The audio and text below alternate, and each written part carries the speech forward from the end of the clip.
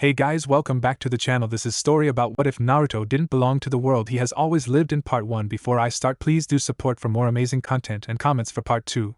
Do consider to subscribe my channel and share my video to your friends and check out the description as well. Let's start the video. A shinobi. This simple 7-letter word describes a plethora of individuals. For some it was the title of a warrior, for others it was the mark of an assassin. The word is even able to describe healers whose abilities can save those who are more dead than alive. Even for all the wonders that a shinobi can perform, most thought of them as nothing more than tools. A simple means to an end. They are, however, so much more. Looking past all the abilities and skills they honed for their entire lives, they were individuals like any other. Each held their own hopes, dreams, and aspirations. And just how the complexity of an individual is hard to define, so is an accurate definition of the word shinobi. If one was asked to give a definition of the word, many would simply say it is one who endures. Kakashi Hatake endured more than most had for their entire lives, and he only recently began his 30s. A father renowned as a genius was drove to depression by those he saved. A man so great that none thought he could be killed in battle ended up dying by taking his own life. A teammate, no, a comrade who was still young enough to be considered a child, sacrificed himself to save Rin and Kakashi. Rin, the only woman he ever loved, died by his own hand in order to save their village from the demons sealed within her. A teacher who treated him as family was killed by the same teammate that was thought to have died all those years ago. Watching the son of his teacher bear the burden of a monster forced on his shoulders as a newly born, only to be scorned and feared by those he was protected. The pain and suffering that this man had endured is what shaped him into the man, no, the shinobi that he was today. Even with all the experience Kakashi had, he was at a loss of what to do as he stood across from Obito in the world, or more accurately put, alternate dimension that they were in. As Kakashi looked at the scarred man who was once the teammate who sacrificed himself for him, the absent-minded gesture of running his hand over the scar that caused him to gain the right eye of Obito's wasn't missed. Obito stared at his right eye that he gave to Kakashi for a few more seconds before his posture relaxed and audibly signed. "I'll need you to return that gift I gave you all those years ago, Kakashi." Even as Obito visibly relaxed, it only caused Kakashi to tense more. The distorted man before him was not Obito but a warped body and mind that was not to be trusted. A man who started the Fourth Shinobi War only to say it to be done in the name of peace caused anger to brew within the white-haired nin. Perhaps it was the anger, an emotion that Kakashi hadn't felt in years, or maybe the desire to understand such broken logic that prompted Kakashi to question his former teammate. "Why are you doing this, Obito? If you truly do desire peace, then why are you doing all of this? Because of you there have been tens of thousands of deaths. You single-handedly, in a sense, started the Fourth Great Shinobi War." Taking a pause to see if Obito reacted to any of his words was met with the same black expression Obito donned before his tirade. The disinterest displayed only brought another spike of anger from Kakashi. All of this bloodshed and all of this hatred. How can you possibly claim peace to be your goal? Kakashi asked, his voice beginning to lace with mixed emotions. Obito sighed again, in a manner very reminiscent of a parent forced to explain logical arguments to a headstrong child. "Kakashi, you understand nothing. There will never be peace. People will never be able to understand one another. That is why I will force peace onto them with an infinite screaming," was the reply Kakashi received in a voice devoid of any emotions. Obito's actions were not like those of a fanatic who sought recognition for his choices, but an individual so distorted that they truly believed their reasonings of logic was the only correct one. Such a convoluted though process is what prompted Kakashi to roar, "Then explain to me how this war is a justifiable action for your ideal of peace. You claim nothing more than an illusion of peace for the price of 1,000 lives." Kakashi's argument prompted Obito to think of the points made against him, but the mind of a distorted individual cannot simply be swayed with mere words or bouts of irrefutable logic. "It's really simple, Kakashi. By using the infinite screamy with the power of the Jubi, I can cast the genjutsu on the whole world. With the fruition of my plan, the revival of those who died will be a simple endeavor in this grand scheme." Leveling a patronizing look at Kakashi, he continued, "Everyone will be happy and have everything they ever wanted. We can even bring Rin back, Kakashi," Obito affirmed with a smile reminiscing of events long ago. "I can't save him," Kakashi thought. A quick self-assessment of his combat potential caused him to frown. He was almost out of chakra, with only enough left for one more high-level jutsu. Killing Obito was almost next to impossible, since anything short of an instant death would allow him to teleport back to the Jubi and heal any damage done. As Kakashi began to formulate scenarios to bring the seemingly unattainable victory to light, Obito changed his causal stance into one with the intent to attack. Obito decided to give one last verbatim before he attacked. "Sorry, Kakashi, but I need my eye back. You having access to my Sharingan has proved itself more of a danger than I anticipated. Please give it back before I take it back by force." With that statement, an idea burst into Kakashi's head. "I don't have to kill Obito. If I just destroy our Sharingans, then we'll be stuck here forever. You shouldn't be concerning yourself over the Sharingan. If I have to kill you, so be it, Obito." He began to charge the last bit of his chakra into a final Raikiri. It seems like I've never been able to keep any of my promises. But Naruto has kept every single one he has made, so I'll put my faith in him like everyone else. Idle banter aside, as long as Kakashi planned a lethal attack while simultaneously setting himself up for a second attack to Obito's eye, the possibility that Obito would predict the second strike with his Sharingan was there. A very real risk with the likelihood of failure, but one he was willing to take. Kakashi's admission made Obito frown. You truly are scum, Kakashi. First you kill Rin, and now you try to take my life too. Do you still place missions above friends, Kakashi? Killing you would truly be a gift to the shinobi world. Kakashi flinched at Obito's statement. You can't stop me, Kakashi. You are almost out of chakra. I can sense the last of your chakra being funneled into that Jutsu. No matter what you do, I'll be able to read the attack with my Sharingan. Obito's words didn't deter Kakashi in the slightest, so he signed resolutely. I don't even have to dodge this attack. Once I kill Kakashi, I can teleport back to Madara and seal the Jubi in myself. When that happens, the condition of my body will be irrelevant. Taking one more look at each other, both their faces twisted into something akin to remorse, they begin to move. A mere blur to all but the highly trained eye, they flew towards each other. Not a second later, the sickening wet crunch of flesh being torn was the only sound heard in the desolate dimension they dwelled in. Both had their arms pushed through the other in a gruesome display of the strength that shinobi had at their beck and call.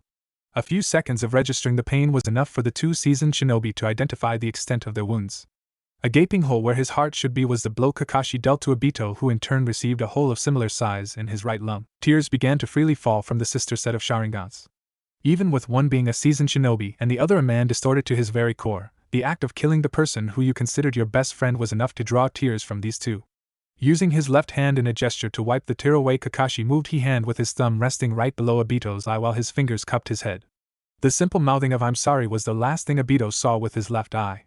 With the speed Kakashi was known for forming hand seals, he destroyed the pair of Sharingans with the minuscule amount of lighting chakra he ran into his thumb. The second Obito registered the attack with the acute sharp pain from having his eye destroyed. He used his left hand to begin crushing Kakashi's throat, while ripping his right arm out of the dying shinobi. Damn it, Kakashi! The act of being strangled seemed pointless to Kakashi since his body would no longer be able to supply the necessary oxygen to survive with one lung. That was considering he died of asphyxia before blood loss.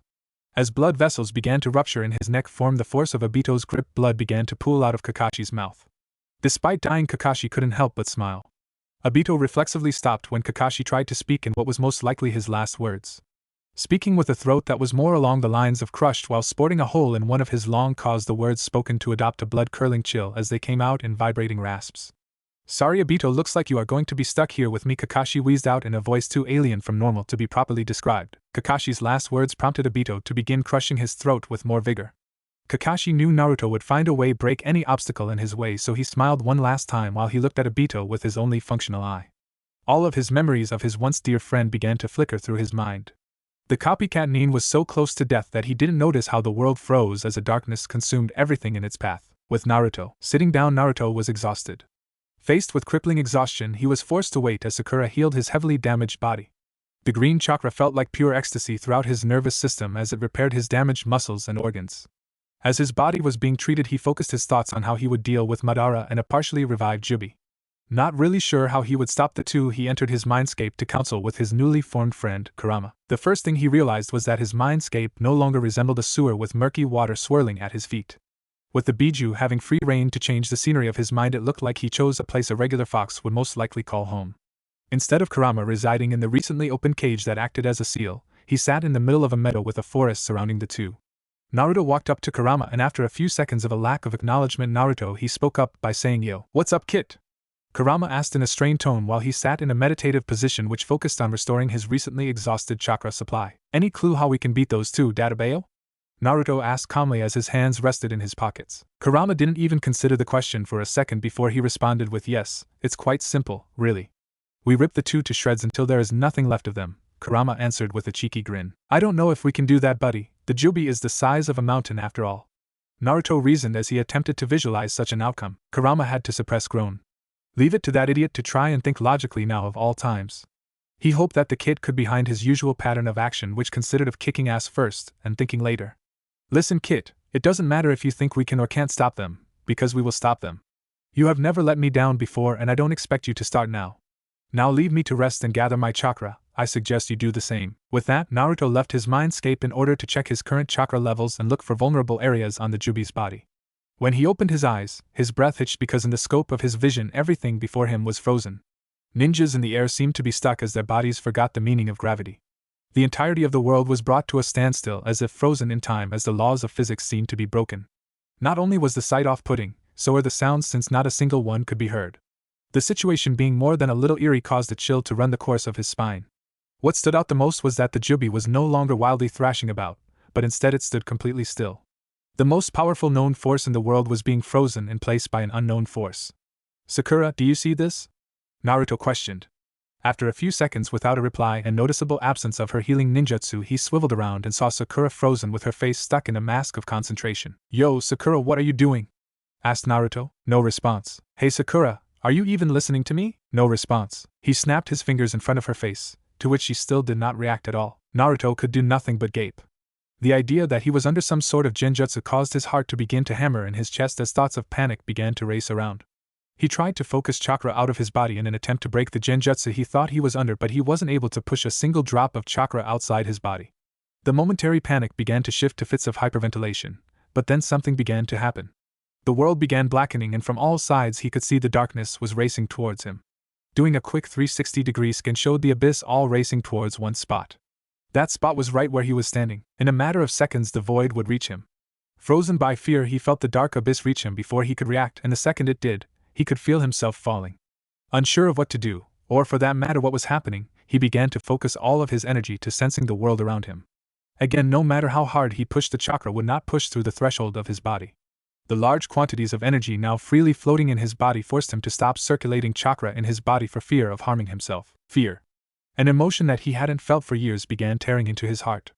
Not sure what to do as he suffered from the fear of the crushing paralysis he was currently facing. Shaking his head, he knew he wasn't out of options yet. His sensing abilities drastically improved ever since he learned Sage Mode, so he began to prod around with that sixth sense that only those who knew how to manipulate chakra could feel. The sensing was just as disheartening since he could not feel anything, not a single form of life or a structure for that matter anywhere around him. He was sure he pushed his senses as far as a mile in the distance. Surely he would have felt something, a stone, grass, hell, even a grain of sand would make him happy. With this unsettling information, Naruto began to panic, thinking that the infinite Tsukuyomi was just preformed. However, he pushed that thought out because Madara wouldn't have been able to cast it without absorbing the Jubi's chakra to power the technique, which he knew didn't happen because he was watching and sensing him the entire time Sakura was healing him before the abrupt cutoff he was currently facing. Not knowing what to do, Naruto relaxed as he began to free fall through the abyss. After a minute or so, he began feeling a tickling sensation at the back of his head. He moved his hands to check his head but felt nothing but his blonde locks and his skull completely undamaged. Even though Naruto knew nothing was on the back of his head, the tickling sensation began to increase until he began hearing an audible ringing sound in his head. As seconds passed by, the ringing grew louder and louder, making him wonder if cracking his own skull for stop the damn noise. Thinking the worst, he entered his mindscape and saw Kurama deep in thought with his eyes closed. "Kurama! What's the fuck is going on?" "No, wait. Never mind that. Why the hell does it feel like my head is going to explode?" Kurama's eyes slowly began to open, and when he did, he looked at Naruto and frowned. "Kid, there is something I need to show you," Kurama said somberly. Naruto frowned since Kurama always had a certain amount of emotion to his tone. It was usually filled with hatred, and not until recently, when the two had bonded, had he ever heard the fox in a different tone, one more akin to pride. With this, Naruto began to fear the absolute worst. He never expected Kurama to talk in such a way that was so resigned, it just didn't seem possible for him. He was the Kyuubi, the most powerful of the tailed demons. "What's up, Kurama? Do you know what's going on?" "No, but you have to see this, Kit. This is the first memory you have ever had, and until a second ago I did not exist. How a memory that doesn't exist coming to existence is beyond me." With that said, Kurama extended his fist to the blonde. Naruto, more than confused and uncertain, waited a little before a sign as his shoulders began to sag. Bringing his fist up, he lightly tapped his to the giant foxes, and the second he did, an explosion of sights, sounds, and smells rushed through his body. Opening his eyes only for them to be extremely blurry caused him to try and squint, which made him realize he was no able to perform the biological action for some reason. Sounds caught his attention, but he was having trouble distinguishing what they were. They came in more of muffled whispers than anything else. "Fo Hokaito, get away from the Gene other I see this out Zilfil," and 1 minute was all he was able to make out. A few more things were said, but Naruto wasn't able to recognize any of it. As seconds began to tick by, Naruto's vision began to improve along with his hearing. Since he couldn't control any part of his body, as he realized it was a memory he was currently reliving. Over the sound of himself crying, he heard a voice he knew he heard before but couldn't place who or where he heard it from. "Wait. Calm down," said the foreign yet, at the same time, familiar voice. At the sound of the voice, his eye through the memory focused, and what he saw as he looked up was none other than Obito, wearing his orange mask that had a swirling pattern to a hole where his left eye should be. At that second, Naruto realized that the memory he was seeing, and everything that was happening down to every detail, was as Minato explained to him when the seal was broken years ago from the night when the Kyuubi attacked Konoha. Something happened though that Minato didn't say. He saw Obito use his Mangekyo Sharingan before the battle between the two began. Naruto was sucked in with Obito, but instead of entering a different dimension, he was right where they were before Obito used his Sharingan. Everything after that played into perfect detail on account of what Minato told him. After the memory ended, Naruto looked up to Kurama, who held a neutral face. Naruto searched Kurama's face for answers, but the fox's mask didn't betray a thought, so he stated, "Everything that happened went exactly as the fourth told us. But why do you think he didn't include the part when Obito used the Mangekyo Sharingan before the two began fighting?" "I don't know, Kit, but I have a few guesses as to why. I would tell you now, but we don't have time for it. Something is happening. Head back to your body now." When Naruto regained his senses, he opened his eyes to see a light in front of him, rapidly approaching. The second he hit the light, his body was flooded by a variety of senses before he abruptly blacked out. Naruto found himself walking through a forest. In the forest, every tree was carved with circular holes in them to act as shelves. On each shelf were scrolls of various shapes and sizes. Curiosity getting the better of him, Naruto retrieved a scroll at random from one of the trees. Unrolling the scroll, he skimmed through the various texts that contained a variety of information. The titles of sections had headings such as 5th birthday, academy graduation, first apartment. Becoming interested in the titles, Naruto read the information below a few of the headings. About halfway through the first half, he realized that the information in the scrolls was the memories he had throughout his life. After a short reminiscing of the past, Naruto put the scroll back into position before continuing on his way. Walking further into the forest, he saw a tree slightly larger than the rest, with numerous scrolls filling the racks with plenty of extra room to fill with even more scrolls. With his interest almost piqued, he pulled the scroll at the bottom out and began reading the information. Chakra molding, substitution jutsu, hedge jutsu, sexy jutsu. After reading about the first jutsu that he had perfected, he burst out laughing. He couldn't believe how far he had come along as a shinobi. From the start, he was dead last at the Ninja Academy in Konoha, and now he was one of the strongest shinobi of his time. He now knew several S-class jutsus, along with being able to control not only natural chakra but also the Kyuubis. Naruto found the irony almost too humorous as he began bursting out in a fit laughter. As his laughter died down, he started to form a lump in his throat. He began recalling the recent events that led to his situation of being stuck in his mindscape. He was worried and depressed with the uncertainty of what just happened. He began thinking that he was all alone again, just like when he was younger when the entire village despised him. Naruto began to choke up a bit and felt his eyes starting to tear up. Right when Naruto was about to break down and cry from the injustice of his life, a familiar voice roared which began shaking the foundation of his mindscape. "Ki-it! I know you're out there, so hurry out and come to me. I have been waiting for hours, you brat." At that second, Naruto realized that he would never be alone again. If he woke up and was still in the black void, Kurama would be there. Even if his body never regained consciousness, he knew that he would have Kurama. Naruto found it slightly amusing that his newfound friend was considered a demon in everyone else's eyes, and that even though the being once held more rage than anything else, he befriended him. Even more so, Naruto had every right to hate the Kyuubi more than anything else, seeing as how he killed both of his parents, condemning him to a lonely life of abuse for the first few years of his life. Naruto chuckled when he realized that he was finding solace from the entity that caused him the lonely and broken life of his childhood. Dismissing the thoughts that started to flood his head, he headed off in the direction that he heard Kyuubi's voice. After a slight jog, Naruto came into the meadow at the center of his mindscape. There Kurama stood, just tapping a paw against himself with irritation evident in his eyes. "There you are, brat. What took you so long? I have been waiting here for hours," Kurama said with a scowl on his face. Yeah, fuzzball, I'm here. "I didn't take you for the kind of demon to whine like a child when you have to wait," Naruto said, smirking while he looked away with one eye open to see the fox's reaction. Kurama's face contorted and he appeared like he was about to split Naruto in two. He tensed his body and let out a menacing growl. Right when he was ready to attack the boy, his body relaxed and grinned from ear to ear. Kurama realized that Naruto was just joking with him, similar to how best friends joke with each other all the time. Kurama felt a warm sensation in his chest and wondered if this was what it was like to have a friend. Never once in his existence did he consider anyone but the Sage of Six Paths a friend. "Cheeky brat, you're lucky I am in a forgiving mood today, otherwise I would have ripped you to shreds." Naruto, seeing Kurama's reaction and understanding every part of it, mimicked Kurama's huge grin. He knew that even if he was stuck in his mindscape, or the black void for the rest of his life, it wouldn't be that bad at all. "While you were off doing who knows what, kid, I got some good news to tell you. But let me tell you everything before you say anything. I have a lot to say and I will not tolerate any interruptions. Got it?" Naruto quickly nodded and dropped his smile to put on a serious face. "First off, let's begin with the good news. When you hit that light at the end of the void, you re-entered the world. The blackout was nothing more than you hitting the ground at blinding speeds.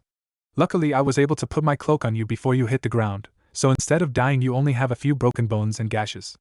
I have already started healing those wounds for you. Thanks, Kurama, you're the best Databeo. Naruto abruptly said. I told you not to interrupt me, you brat. Besides, if you die, I die too. That's the only reason I did what I did. The giant fox said with anxiety filling his voice. Right. Sorry, Kurama, please continue. I didn't mean to interrupt, Naruto said with his signature grin. The fox huffed, and then sighed, composing himself to continue. Naruto had no trouble interacting with him at all, but the gestures felt so foreign to him from not using them in decades. He coughed into his paw and continued to say, Anyway, Kit, onto the bad news. You are going to be out for about 3 days, but don't worry, I'll have you all healed up and back to normal by then.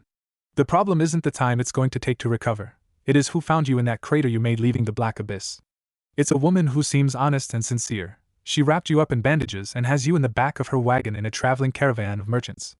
The merchants you are traveling with are either ignorant or just idiotic. None of the merchants can mold a single amount of chakra, and they are moving across the battlefields of the Fourth War with not a care in the world. If a pack of white Zetsus attack, I will have to accelerate the healing process possible, leaving permanent damage on your body. With all that said, it looks like we are going to pass the next 3 days here in your mind. Alright, that's all I got to tell you, Kit. What do you think? Naruto went deep into his thoughts as he started to hum while he closed his eyes. I guess we can just get to know each other while we wait during the 3 days then. 3 days later, Naruto began to open his eyes only to snap them shut right away. It had been about 3 days since he had last been conscious, and he had the misfortune to wake up during the day. After getting over the searing pain from the sun frying his retina, he slowly opened his eyes to see a blue sky with clouds here and there from the window.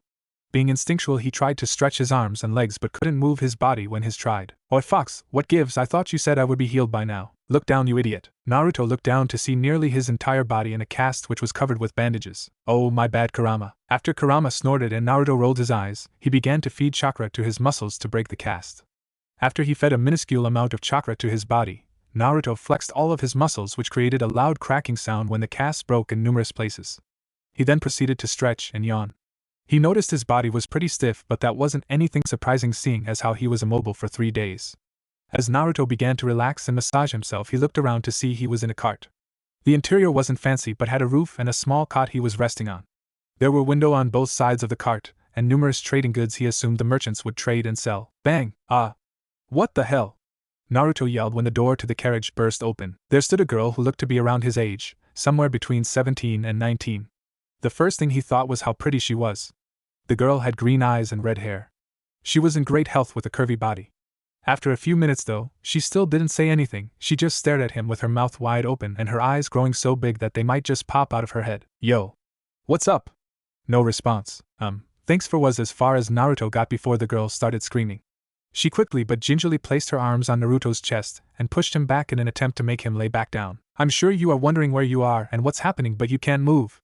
Your body is broken and mangled. It's a miracle you haven't died yet, but if you keep moving you will kill yourself. The girl was frantically trying to help him, tears beginning to form at her eyes. Naruto, not sure what to do, did the only thing he wanted to do. He burst out laughing.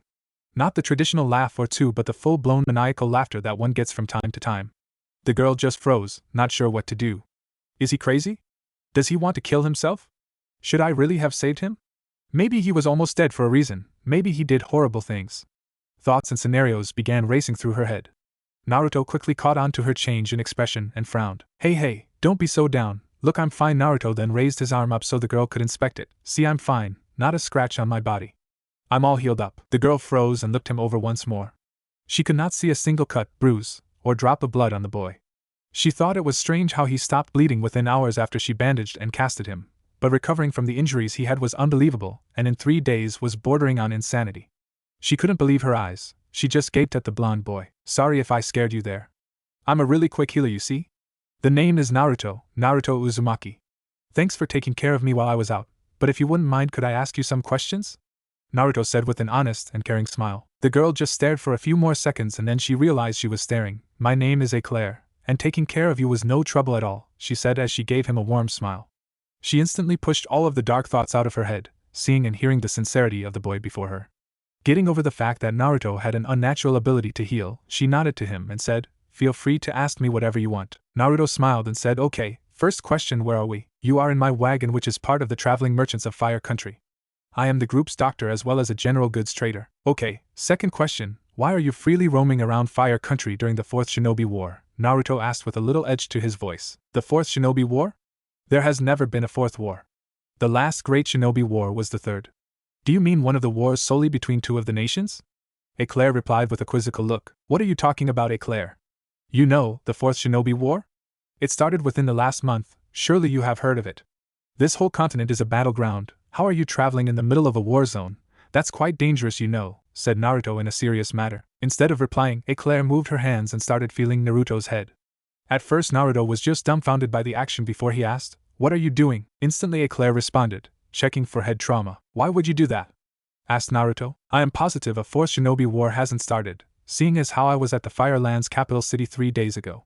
The most likely reason you would assume that a war broke out a month ago is from head trauma, Eclair replied in a matter-of-fact tone. Sure, tensions are high between the lands, but the village leader in the Leaf Village has been working as a pillar of peace between various villages for years now. Kurama, what's going on? What does Eclair mean there is no war going on? I don't know, Kit, but she isn't lying. In fact, she sounds as if she is completely positive that no war is happening. However, I think I know what might be happening. Right before we fell into that black void, I felt a spike in chakra, which was undoubtedly Obito's. I think that maybe his space-time jutsu malfunctioned and took us to the past. Seeing Naruto's face go through a variety of emotions, Eclair asked, Are you sure you are alright? Try lying down. Just because I can't find anything wrong with your head doesn't necessarily mean you don't have trauma, Eclair suggested in a warm voice. Gathering his thoughts, Naruto had just 2 more questions to ask. Okay, second to last question then. Who is the current Hokage of the Leaf? I'm not sure who is. Sorry, Eclair replied in a hushed tone. How do you not know who the Hokage is? They are the strongest shinobi in the Leaf. Well, anyways, do you know what the Hokage looks like at least? Naruto questioned, exasperated. Sorry, I only know the current feudal lord of Fire Country. Many civilians don't know too much about the shinobi world. Oh. But I'm positive that the current Hokage has blonde hair, Eclair said in a much chipper voice. Yes.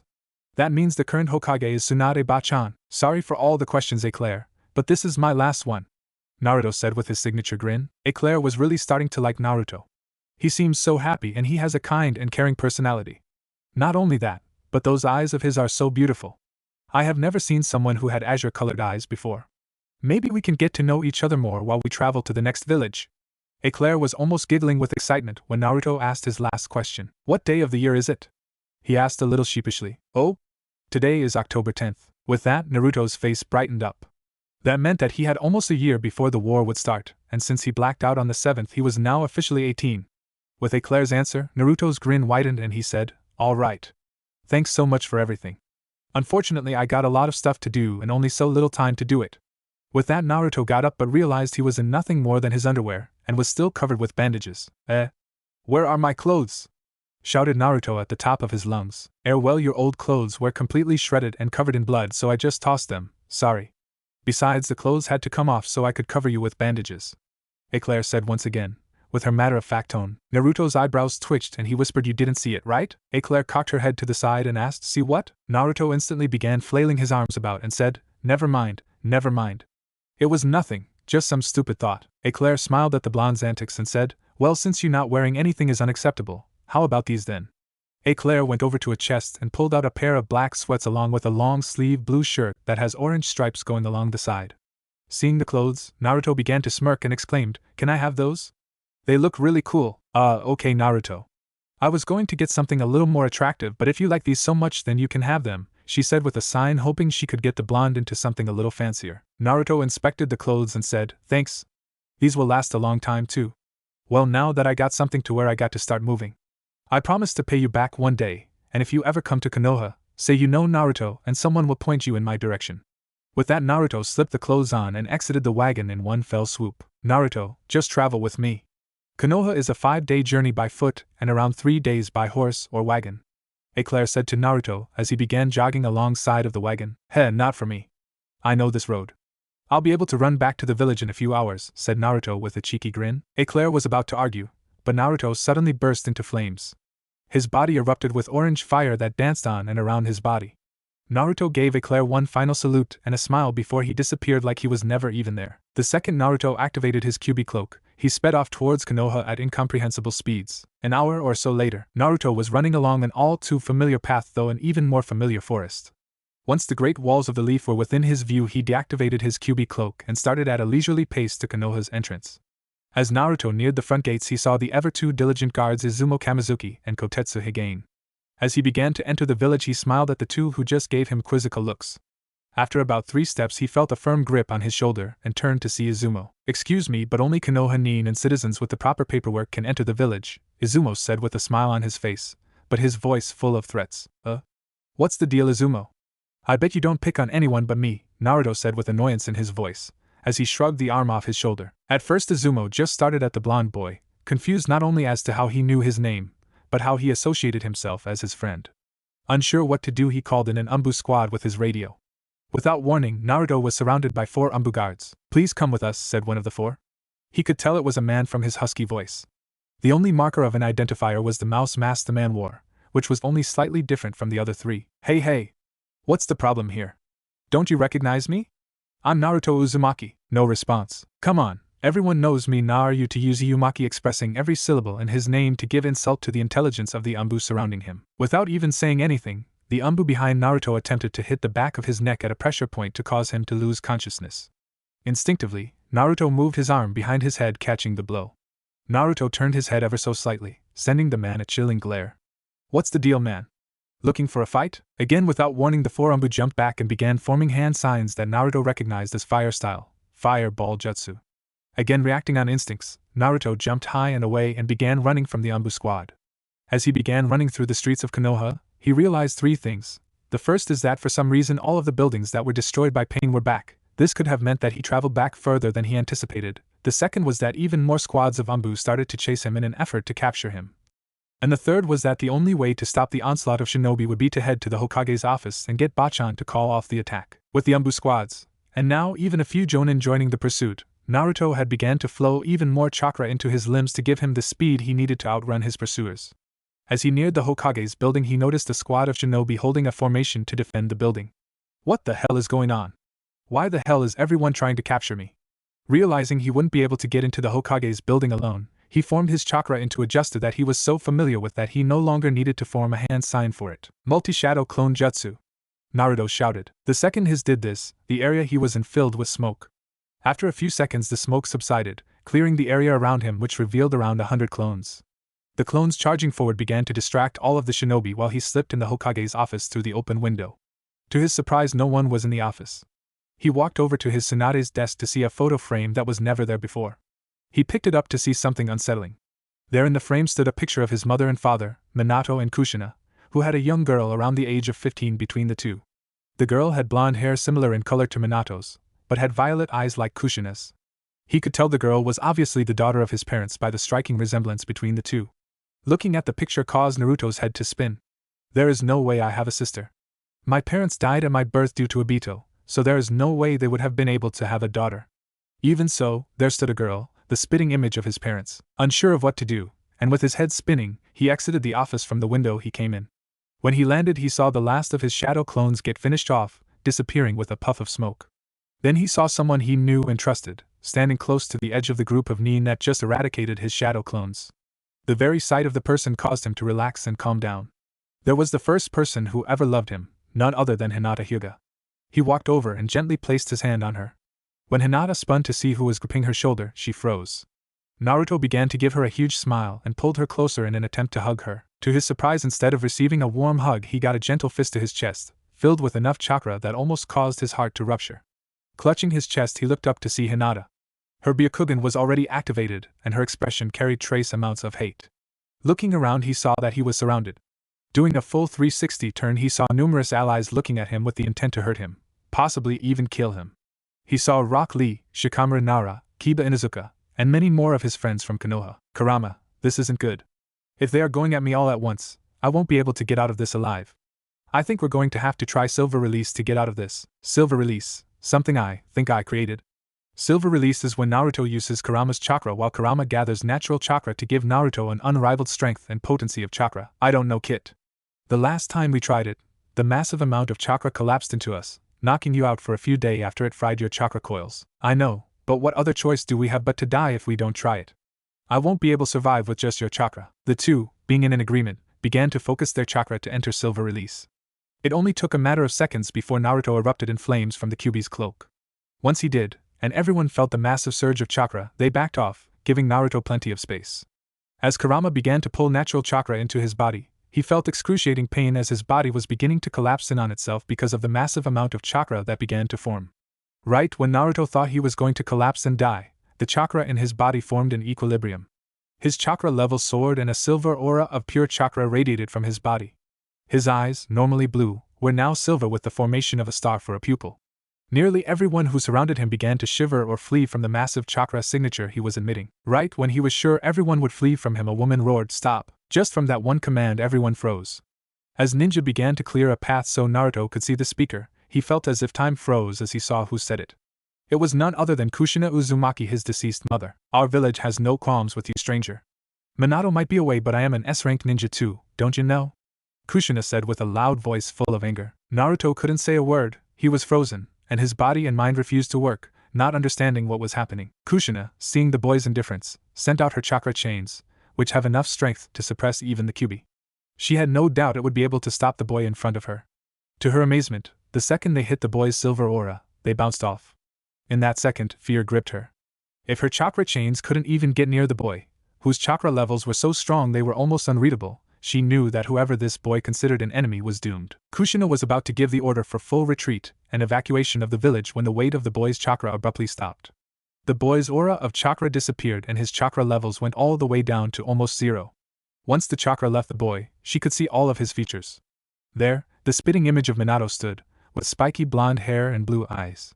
When she saw the whisker marks on the blonde's face, her entire resolve to stop the menace that was invading her village left. While she was looking at the boy's face, tears began to run down from his eyes. The boy began a slow approach to her, his entire body trembling. The boy who just stood before her a minute ago and held enough power to single-handedly destroy the village looked more weak and vulnerable than a child left alone and abandoned. The boy fell to his knees, extending his arms towards her. Kushina never felt more compelled to do anything in her life. She ran to the boy and embraced him. He embraced her back instantly. The action of what she was doing felt so right and completely natural. Kushina could hear the sobs of the boy and feel the tears beginning to wet her shit. "Sure, it's going to be okay," said Kushina as she soothed Naruto, as she stroked his hair. Never feeling more at peace before, Naruto slowly drifted away and fell asleep. As the first beams of light began to fill the room Naruto was in, he began to arouse. He felt unnaturally groggy as he went to rub his eyes. Looking around, he was in a strange room. It seemed quite homely, having furniture of a normal bedroom, nightstand, dresser, even a desk. Despite the appearance of the room, Naruto realized it was more of a cell. The walls were made of stone, with the window having bars on the outside to prevent him from escaping. Even the door was large and made of reinforced steel. The first thought that crossed Naruto's mind was how he got here. The second Naruto thought of his last memory, his body began to shudder. He remembered the strange occurrence of his friends attacking him and chasing him throughout Konoha. While he was going through the previous day's events, he remembered his encounter with Kushina. A mixture of emotions rushed through his head and his breath started to quicken, almost instantly becoming ragged. Naruto's first thought was he was under the infinite Tsukuyomi, and that he failed in stopping Madara. Slowly, though, he pushed the thoughts out, because if he was under infinite Tsukuyomi, his ideal world wouldn't have his friends trying to kill him. Almost going into a panic attack, he came to the conclusion that he was under an extremely powerful genjutsu. He began to mold his chakra only to feel an unbearable burning sensation in his chest. Panicking, he pulled off his shirt and looked at his chest to see an intricate seal that was meant to prevent him from molding chakra. Frantically, Naruto refused to be tricked by the genjutsu as he brought forth Kurama's chakra as the Kyuubi cloak began to form on him. Right when the cloak formed, his body surged with waves of pain as the seal refused to let him mold chakra. "Stop it, Kit! This seal is S-ranked at least. It is almost as powerful as the seal that was placed on me." In Naruto's panic, he dismissed the fox, believing he was an apparition created from the genjutsu he was under. Naruto brought forth another large amount of the Kyuubi's chakra only for the pain to increase tenfold. The second he did, alarms started going off and Nin, dressed in medical cloths, rushed into the room. "Kid, if you don't stop, you could kill yourself. All the chakra you form is transferred in raw energy to break your body apart." "Idiot, stop!" Kurama roared. They began to restrain him, and in doing so Naruto's panic only increased.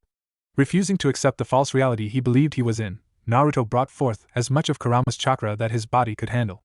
When he did, instead of feeling the pain of the seal, he looked down to see it distorted. He broke it. With more and more staff entering his room, Naruto sent out numerous chakra claws to knock the medical personnel out of the room or into walls, knocking them unconscious. Naruto then took all of the chakra in his system and sent it out with a large burst while he screamed release. The amount of chakra that Naruto released would have been enough to stop even the most powerful S-rank genjutsu. The burst of chakra was enough to cover the entire village, and almost every ninja froze, feeling the overwhelming force pass by them. When the world around him didn't melt away, He began to panic and thought that he would need even more chakra to break his genjutsu.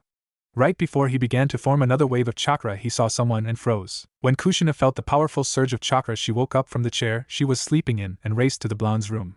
Right when she arrived, the medical staff were pushed from his room with what looked like pure chakra. As she sensed the strange claws, she could tell it was exactly what she thought it was. Right when she reached the doorway, the boy was covered in orange flames that radiated from his body. She sensed the cloak was powerful pure chakra. She never saw anything like it before. Within seconds of her arrival to the room, it exploded in light as a huge burst of chakra rushed from the boy's body and exploded outwards. How is he doing this? The seal I put on him was strong enough to even contain some of the tailed beasts. The boy looked exhausted, dark circles forming under his eyes. He was slouched from the evident exhaustion that was filling his body. She could see the seal she placed on his chest was distorted and broken. She compared his appearance from yesterday, which now seemed much darker and void of the uncertainty she saw earlier in his eyes. Now he appeared feral, ready to attack anything he saw. His eyes had a clear intent to hurt anyone or anything willing to come near him. Kushina's body was screaming for her to react, so she pulled out a kunai ready to defend herself. Then something just as strange as yesterday happened. The second the boy looked at her, he froze. He didn't react at all. The only thing changing about the boy who just froze up was the flicker of emotion she could see passing through his blue eyes. Not sure whether to engage the boy or try to talk, yet another unpredictable thing happened. The room was filled with the grotesque sound of a popping noise. Kushina looked at the boy to see he used one of his thumbs to break his pinky on his left hand. She saw no pain cross his face as his did so.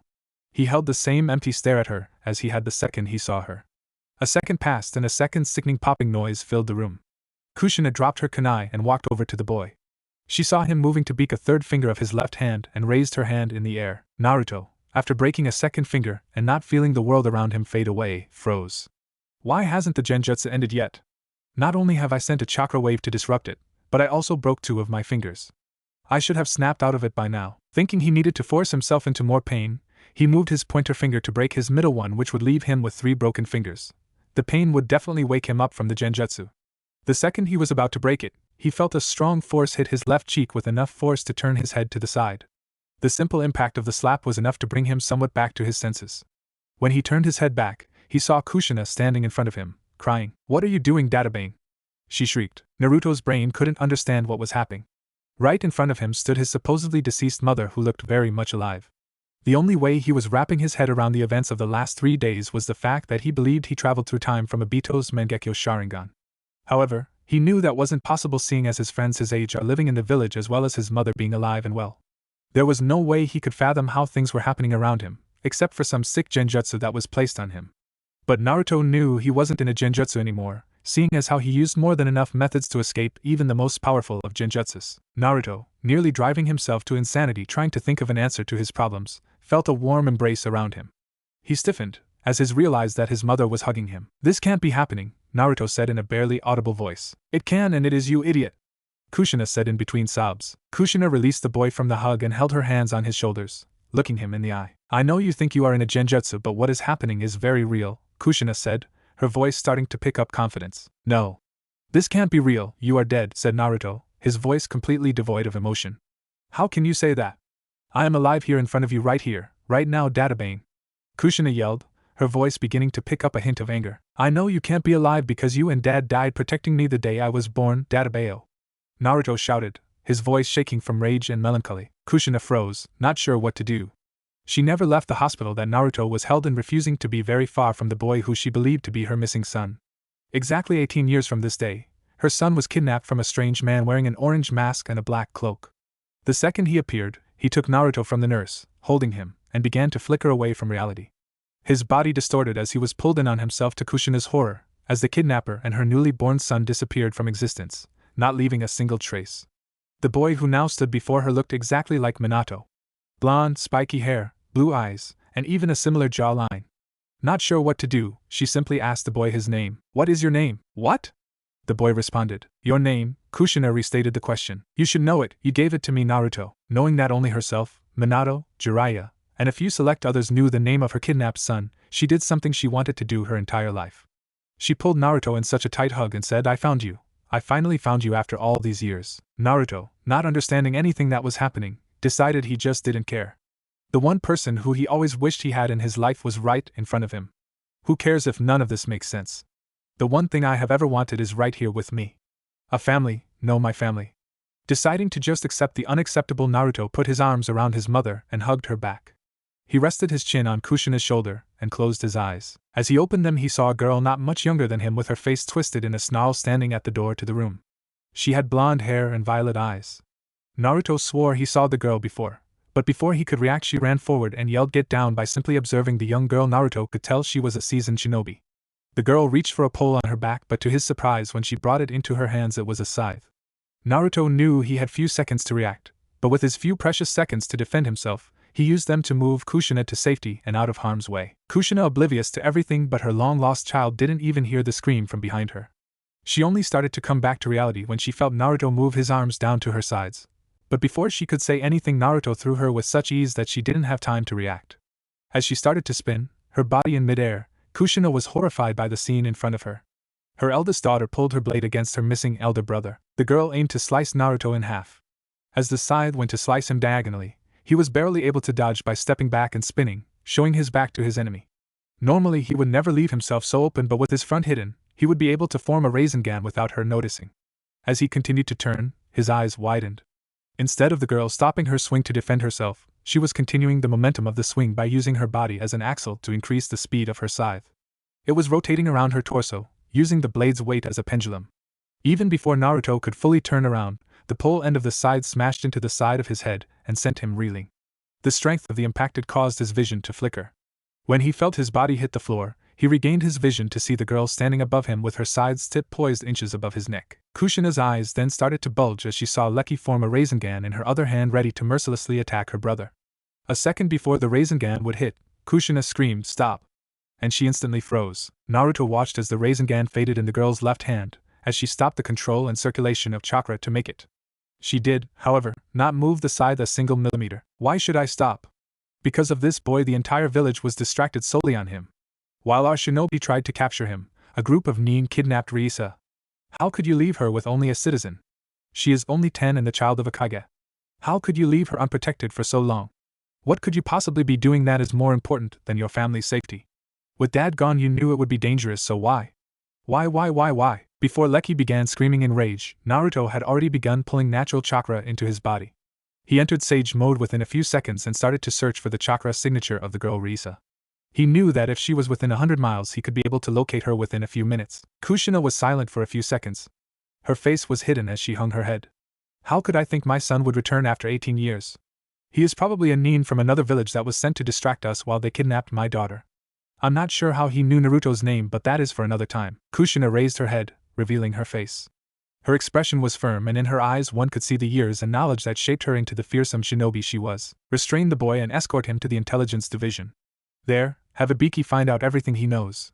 I am going to get 3 Umbu squads to search for Riisa, Kushina ordered in a very authoritative voice. Lecky nodded and moved to restrain the boy, but when he opened his eyes she flinched. They were yellow and looked similar to a frog's. Before she could say something to Kushina, Naruto said, "I found her," his voice holding a sweet tone. Kushina's anger flared and sarcastically she said, "Found who?" When she looked at the boy again, she was transfixed on his eyes. Senjutsu? That's impossible.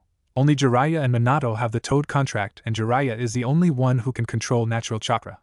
It has to be some sort of genjutsu or contact lens. She is around 30 miles out and moving quickly with a squad of 4 ninja. I should be able to get her and bring her back within an hour. Oh? Is that so? Even if that was true, how could you possibly catch up to them and return within an hour? It takes an hour for the average shinobi to travel 25 miles. Think before you speak, moron, then maybe someone would believe your lies. Lecky said in an annoyed tone. In response, the blonde boy smiled. Lecky was slightly taken aback because the smile was earnest and honest.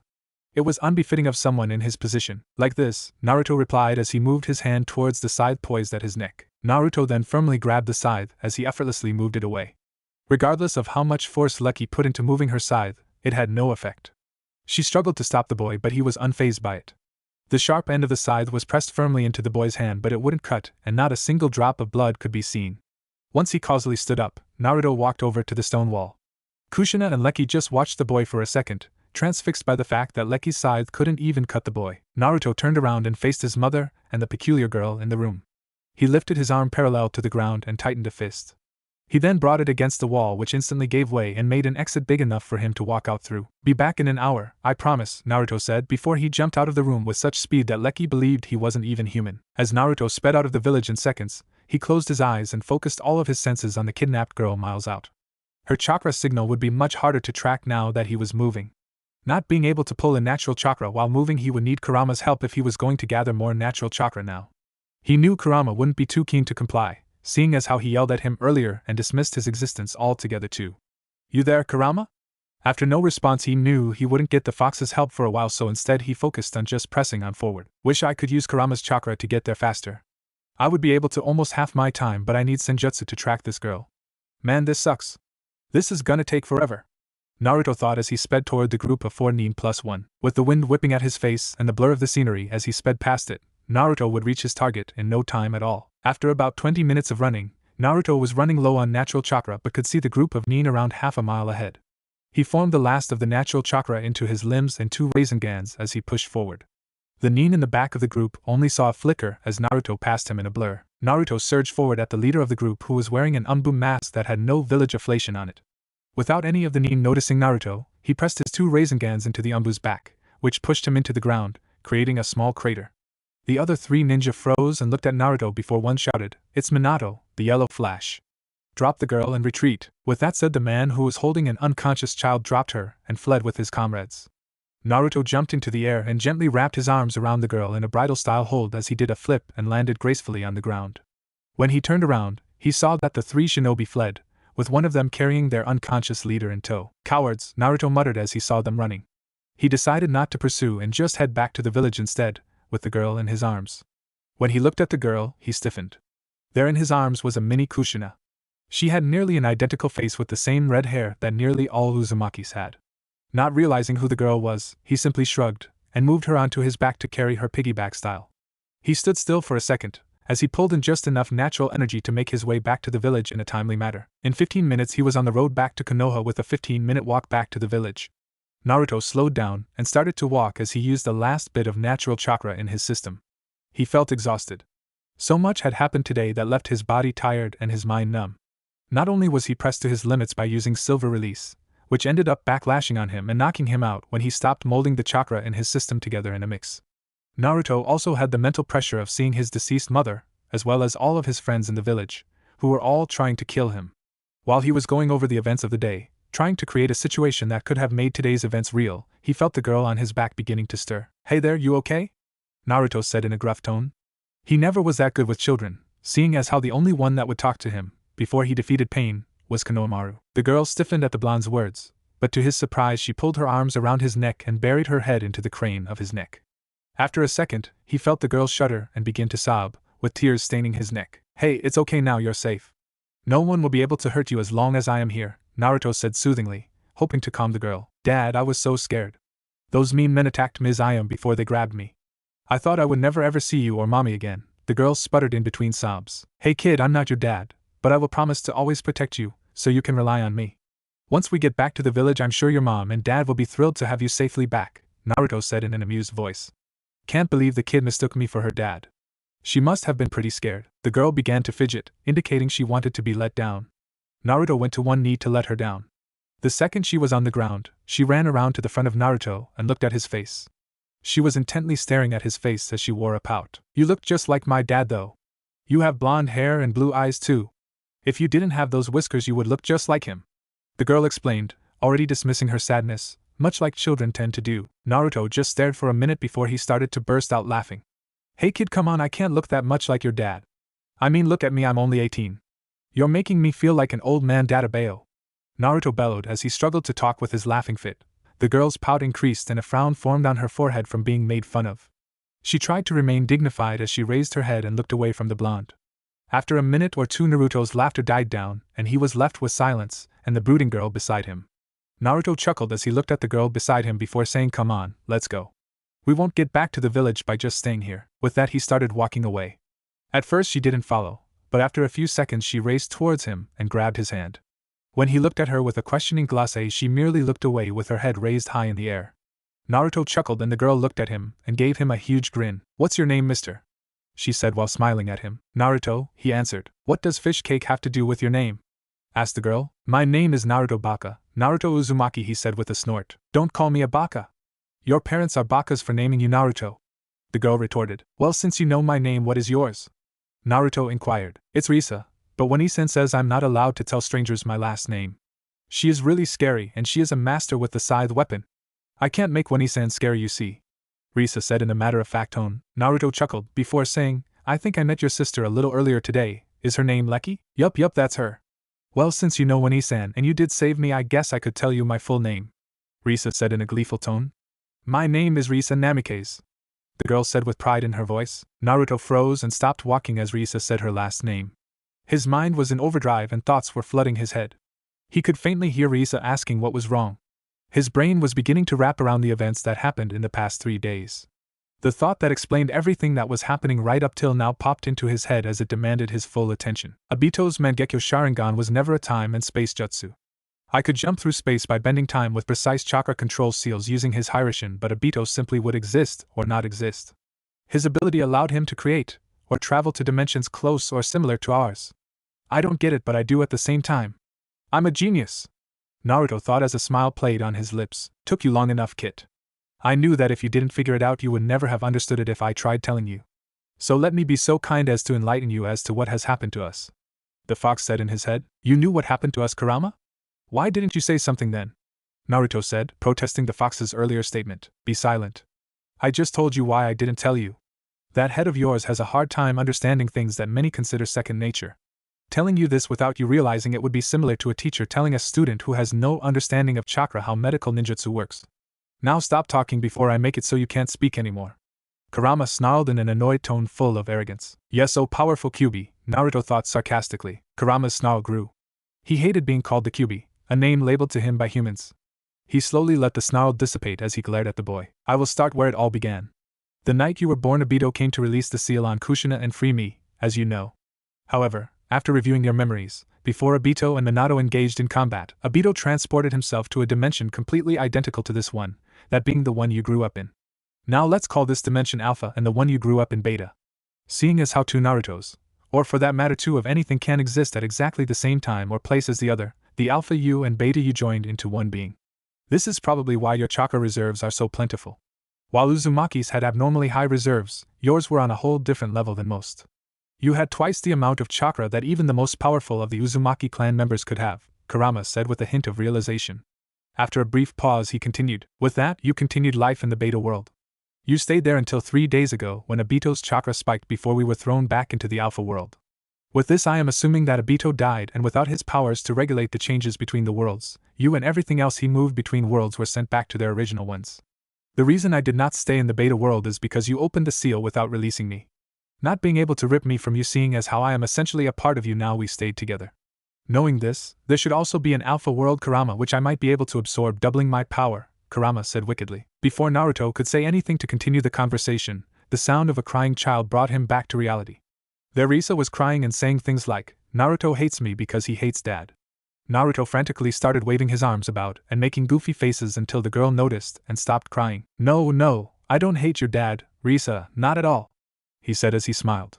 He went to the girl, knelt beside her, and pulled her into a hug. I'm sorry, Risa, I didn't mean to scare or ignore you, I just remembered something really important, Naruto said in a nervous and croaky voice. Like what? The girl asked. I just remembered I left a bowl of milk out and thought of how crappy my room is gonna smell now. There is no way she is going to believe that crappy excuse. Think of another idiot. That, and I don't want to upset your dad for taking so long to bring you back. Yes, so let's get moving, Naruto said rather quickly. Oh. Okay, let's get going, Oni-san, Risa said as a huge smile spread across her face. Oni-san? Naruto asked. Yeah, Oni-san. You saved me and look just like my missing big brother, so you are Oni-san, Risa said triumphantly. With that said, the two continued onward to the village. As they got closer he saw a large group of people at the entrance. At a certain point he saw red hair in the crowd, and the second he saw it, Risa saw it too. Look, there's Mommy, she said, happiness filling her face. Well, don't wait for me, get going, he said, as a smile spread across his face. Risa started to race to the village and Naruto started to wave. No one seemed to move a muscle as all eyes watched him. With the group, the group of Nin were the elites of Konoha with Minato in the front. Minato was thinking of how he got back from his meeting with Kumogakure to find the village in shambles. From the reports he read when he arrived half an hour ago, He learned of the strange boy who had the power to destroy the village by himself, who appeared and left without a trace saying he was going to bring back his kidnapped daughter. He didn't know how to make heads or tails of the situation. Deep in his thoughts he saw two people approach the village, one he recognized while the other he assumed to be the boy from the report. Damn him, he thought, as he saw the boy holding his daughter's hand, he must be using the Risa to protect himself. She must be scared and frightened, but he is shamelessly using her body as a shield. Just then the boy pointed to them and to his surprise he let her run towards the village as he continued to walk. The second he knew the boy was far enough away that he wouldn't be able to reach his daughter in time, he threw one of his three-pronged kunai, masking it as if he were waving back to the boy. Back with Naruto when blonde head at the front moved his arms looking like he was going to wave back. However, after a second passed the kunai raced by his head, and the second it did he heard a snap like thunder. As he turned his head he saw his father there who looked older than he remembered. Before Naruto could even blink fast enough, Minato moved his arm to chop Naruto's neck to hit a pressure point to knock him out. The second he did, his limbs went limp and his vision faded as he was lost in his thoughts. The second Naruto lost consciousness, Minato caught him and checked his pulse to make sure he was still alive. The second he felt a pulse he quickly began to draw the strongest Fuinjutsu seals he knew on the boy. The first was a paralysis seal on his back to restrict his ability to move. With this seal Naruto would have difficulty to simply walk. Once he finished the seal, Minato went about to draw a chakra suppression seal when he was surprised by his daughter running into him, hitting him with her tiny fists. Dad, stop. Don't hurt Naruto Onii-chan. He saved me from the bad guys. Why are you hurting him? Risa wailed as she batted her father. At first, Minato froze. Naruto? I haven't heard that name for 18 years, there is no way this is him. Minato was deep in thought as he began to process the information. He then decided to ask, what do you mean he is your Onii-chan, Risa dear? He asked in the sweet tone that only a father can use when talking to a daughter. Seeing that Minato stopped messing with Naruto using his seals, she said, I'll tell you only if you promise to stop hurting Naruto Onii-chan, in an adult-like behavior. At first Minato was surprised by what Risa said. She would capture the heart of whoever she talked to, but she rarely took a liking to strangers. Furthermore, he never expected this kind of behavior from her. Whenever Minato asked her anything, she was more than willing to comply to make him happy. He had never seen his daughter this serious before. The always carefree girl had such a look of determination that he was slightly taken aback. Okay, sweetie, I promise I won't hurt Naruto. Besides, I had no intention to. These seals are used to suppress him and not hurt him at all. He has a lot of strength that he has trouble controlling, he said with a smile. Oh, okay, well, this is Naruto Uzumaki, my new Onii-chan. The girl explained with a trill. For a second time Minato froze at the girl's words. Few knew the name of their stolen son along with what he might look like at this age, but almost no one knew Kushina was of Uzumaki heritage. He turned the boy over to see his face as he began to study it. Seeing the identical whisker marks on his baby 18 years ago, he had a sense of joy wash over him, but it was quickly dismissed as shinobi instincts started to kick in. He ran his finger along the whisker marks, only to feel bare skin. With this he realized that there was a chance, no matter how slim, that this boy was his son. Hey Risa. I'm sure Naruto is tired, so I'm going to take him somewhere to rest. Go tell your mother for me, alright? He said with the voice that a father uses when there is absolutely no room for discussion. Risa nodded, and with that Minato activated his Hiraishin as he teleported to the intelligence division. Everyone turned their heads to see the Hokage appear out of thin air with another blonde boy in his arms. It only took a few seconds for the head of the division, Ibiki Marino, to appear before Minato and ask, What do you need, Hokage? I need you to go through all the memories of this boy. However, I want you to take things slowly and be sure not to cause him any pain. Even if you have to take a month to complete the task painlessly, he said while glaring at Ibiki. Ibiki was one of the best at what he does, but unfortunately what he does can cause serious damage to one's mental stability when he rushes. Ibiki nodded and said, I will use all of our resources to complete this task in a timely manner with the constraints you placed, in a tone completely lacking any interest. Good, I'm taking him down to the mind-reading amplification machine. Send Inoichi down in 5 minutes, I need to finish a few seals before he starts. With that said, Minato headed for the basement of the facility, as he carried Naruto under one arm. When he reached the room with the machine, he set the boy down and started to draw a chakra suppression seal. The second he finished, Inoichi entered into the grand room with 3 other shinobi to help him with the process of going through the blonde's memories. Very quickly, before any of them would see or notice, Minato took a swab with a Q-tip in the boy's mouth. He quickly put the culture into a glass vial and smiled when Inoichi reached him. Good to see you, Inoichi. I hope your family is doing well, Minato said as he smiled at his old friend. Yes, and to you the same, Hokage, he replied with a smile as the two shook hands. So, I'm assuming this is the boy here, he said, while glancing at the boy at Minato's feet. Yes, this is him. For now we believe his name is Naruto, other than that he is a complete mystery.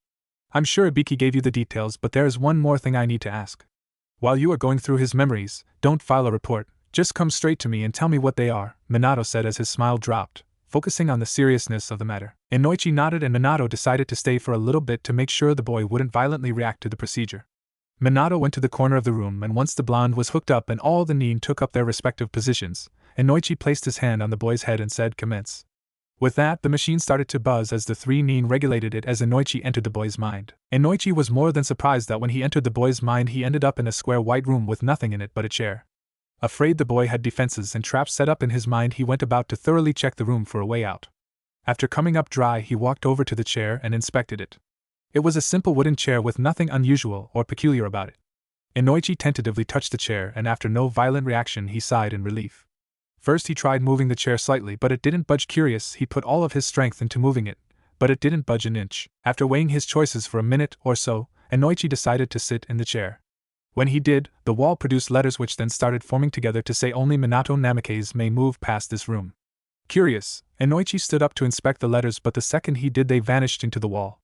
Slightly annoyed he tried for a couple of more minutes in an attempt to find a way out of the room but to no avail. Inoichi never met such a strong defense in any of the mines that he invaded and was slightly taken aback by not being able to make any headway.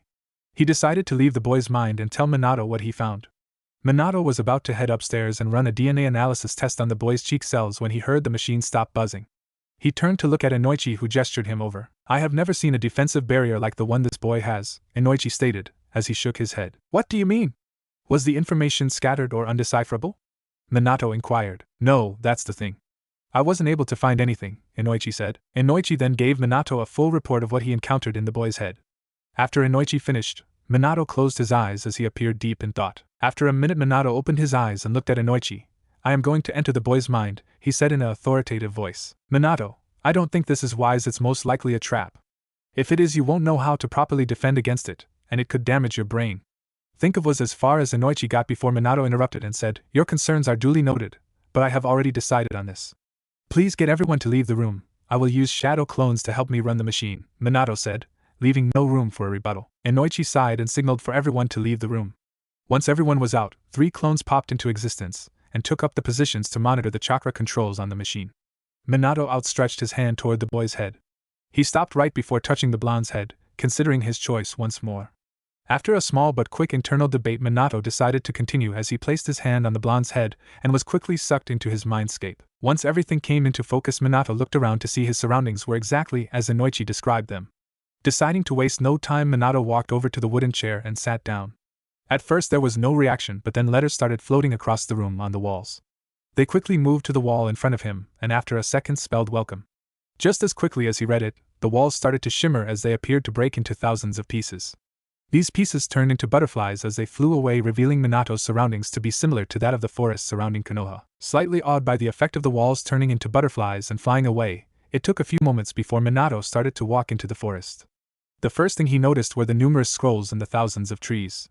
Curious, he went to retrieve one, but as his hand was inches from the scroll, an invisible barrier prevented him from grabbing it. Deciding to just ignore the scrolls and continue deeper in the forest, Minato continued onward.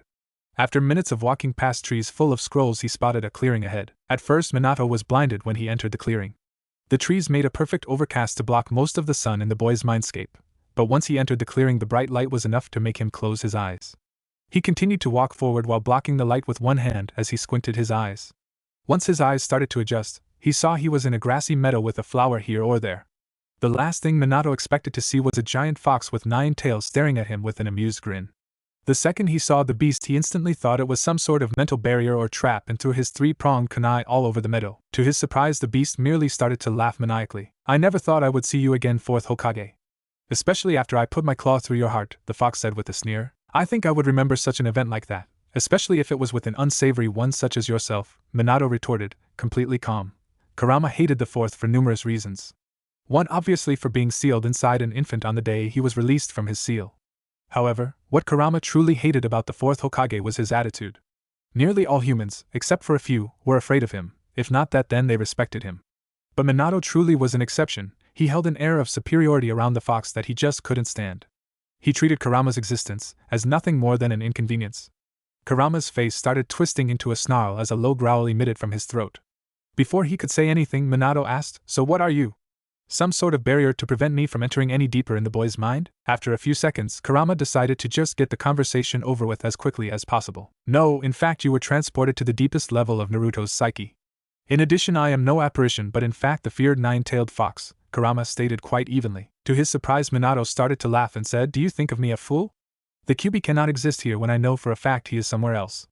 Besides, do you expect me to believe that the near embodiment of hate allowed itself to reside in a human without a seal to hold him in place without escaping?" The fox was silent for a few seconds before saying, as plainly as possible, "This human, no your son, has shown me that you beings are capable of understanding us bijou.